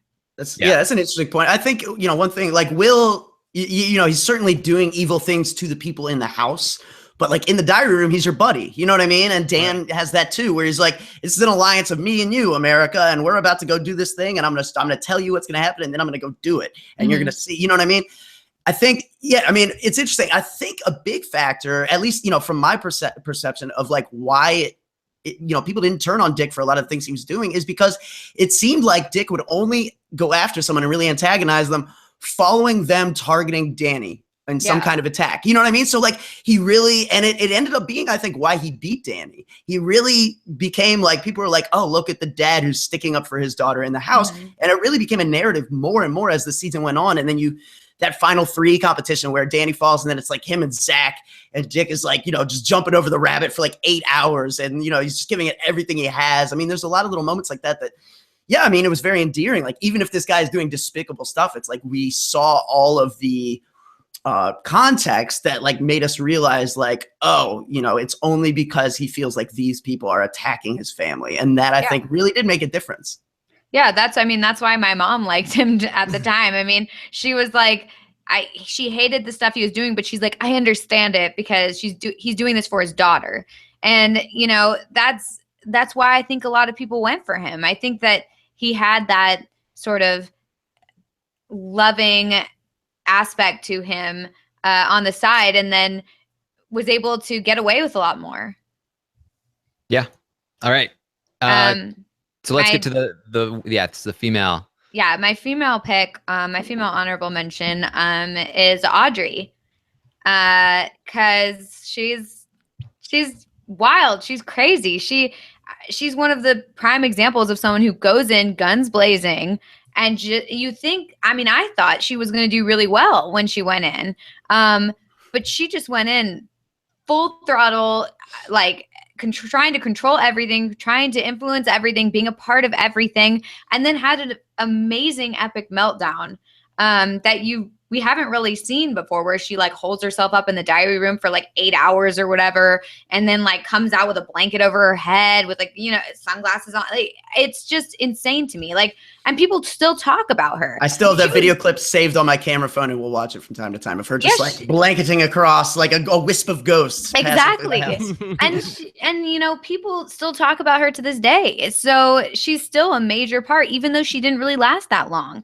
So she's been a very big influence, I think, on the game. So I think that, she's a tornado. She's a whirlwind. Yeah. Game changer. I feel like Audrey is like a better version of Brian Hart, where it's like she's like a better representation of somebody who goes in playing way too hard. And I feel like that is something that she's changed what that means. She changed what it means to play hard. Like, if like looking at what Brian Hart did compared to what Audrey did, it was nothing. Like it was like, Jerry Manthe in Survivor being a villain. Like, no, she wasn't. When you look back, it's like, what did she do? It's the same thing for Brian Hart. Beef jerky. Yeah, like compared to Audrey. Got hated on in confessionals by America's favorite Colby. That's what. That's all it took. Yeah, that's how. It's so funny that Melissa calls her the tornado, because that's what I had written on my. I was giving everybody little titles on their list, and I had put the tornado next to her, and then I changed it to the Tasmanian devil, because I feel like the tornado didn't really do it justice. Like, it was literally like the. Like comes in, like, yes, that's her. Like, she's literally eating, she's chewing the scenery on the show, foaming at the mouth for excitement everything. To play. Yes, she's so in it to win it, but she's playing so bad. Yeah, but we loved her for it though. All right, so there it is. We not only cast a season of Game Changers, but I think we talked about like a whole second cast at this point. Yeah, seriously. Clearly, there's no shortage of game-changing people for Big Brother. Hear that, CBS? So why can't you get an all-star season together? That's all I'm saying. Seriously, oh my God. So let me know if you have an idea for a hashtag in the chat. Let me know if any of Keep you it have. clean. Yes, no anal talk. We don't want to go down those anals. Let's see. Let's do some final thoughts. Alex, what did you think of the list overall? What did you think of everything? Final thoughts. Yeah, so let's take a look at this cast here. We got Andy, Derek, Will, Matt Hoffman, Dan Keasling, Ian, Enzo, and Drew, with Johnny Mac, Paulie Calafiore having a battle of the block to see who's the alternate. And then on the female side, you got Vanessa Janelle, June, Danielle Reyes, Rachel Nokomis, Amanda Zuckerman, Aaron, and then four-way alternate tie with Allison, Shelley, Maggie, Danny Donato, which gets resolved, I guess, with a battle back competition. So no, I think it's a good looking cast. I think, I mean, it skews a little older than I think maybe like they would go if they were to cast, but we did get like some recency in there, and we certainly got a lot of players in there. And I just love like the complete absence of furniture. There's nobody on this list anywhere who's not gonna, like, you've got so many big players more often than so many Big Brother players more often than not. I think you're in a position, everyone finds himself there sometime during the course of the game. They've got a fork in the road. You can make the move, you can not make the move. And I think more often than not, people don't make the move and then go home in a few weeks and later that I should have made that move. You know, I think we've got a cast full of people who are going to make the move and go down that road and go down with the shit. You know what I mean? Like this is people, these are doers. These are people of action. And I like that. I like that these aren't people who are going to wait until it's too late and their number is up. These people are always going to swing at strike three. You know what I mean? And I think that makes for a great cast. That's why the seasons that are good, it's not because they have great twists. I mean, we've talked about this ad nauseum, but it just needs to be said again. It's the cast. It's the greatness of the casting that makes it all. And I mean, we've talked about all these moments with these people where they've just had these explosive confrontations and these crazy moves. And you mean to tell me if you put all 16 of them in a house together, that wouldn't be just, mwah! I don't know how else to say it. Yeah, no, I mean, I totally agree. And I think that another thing is if there's anybody watching this podcast right now that is going to be on Big Brother this season, make the move. Do it. Please. Yeah. We want to see it, because I know that for Big Brother Canada, people were in the house saying, I watched their podcast about who they would cast for, you know, Big Brother All-Stars or whatever it was that we did right before Big Brother Canada started. They watched it. And some people might be watching right now. And if you're watching, please make the move. Don't be afraid. Like, that's how you're remembered. Even if you didn't win, like, look at these, most of the people on this list didn't win. And this is how people remember them. They leave a lasting legacy. And they might get asked back too. The thing that I think back to is Big Meech last year. You know, when she had the veto and she wanted to use it on Frank. That's the move that she wanted to make. Her heart was telling her, you know, use it on Frank. But she stayed her hand and she instantly regretted it. Now, I don't know how the game would have worked out had she used it on Frank, but it would have been a different game. And I think she would have felt better about it. I feel like she would have been able to live with it more than what she does right now. I wanted to quickly say that, because I tweeted about this.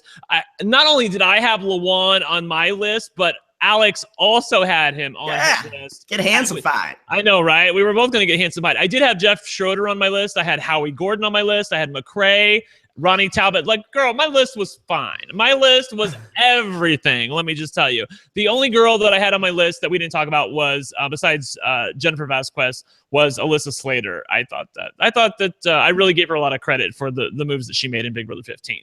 There you go. Yeah.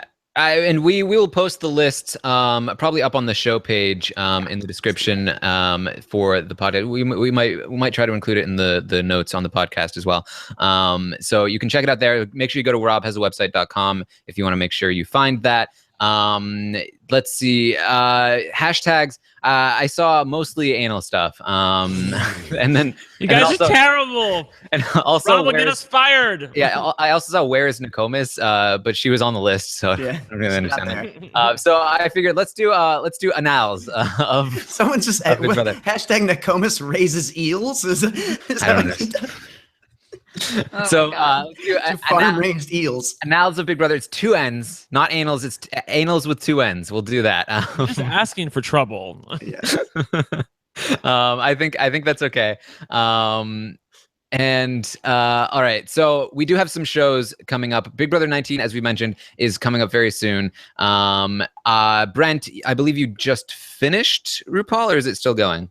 Oh no, it's still going. still going. Yeah, we just had the final four Friday night. We just taped the podcast earlier today. The funny part that I was going to say and then I didn't say was I think of Janelle as like a drag queen. It's so funny because she's not a drag queen, but I feel like she is because she's got the hair and the body and the boobs and the attitude, and she's so extra and she's so in it to win. She's just everything that I would want. Like she could go on RuPaul's Drag Race, I feel like, today and compete. Like they would like, come, please, we need you, you know. If you guys don't love Janelle, then I don't know who you are if you can't love Janelle.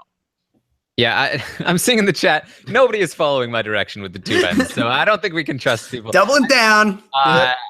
The "Where is Nokomis" joke, I get it now. It was in reference to like what is she doing now? What is she doing? Right, Exactly. right, yeah. So we'll go with "Where is Nokomis." Ranch and eels. Yeah, if you have any class, you'll say, "Where is Nokomis?" Yeah.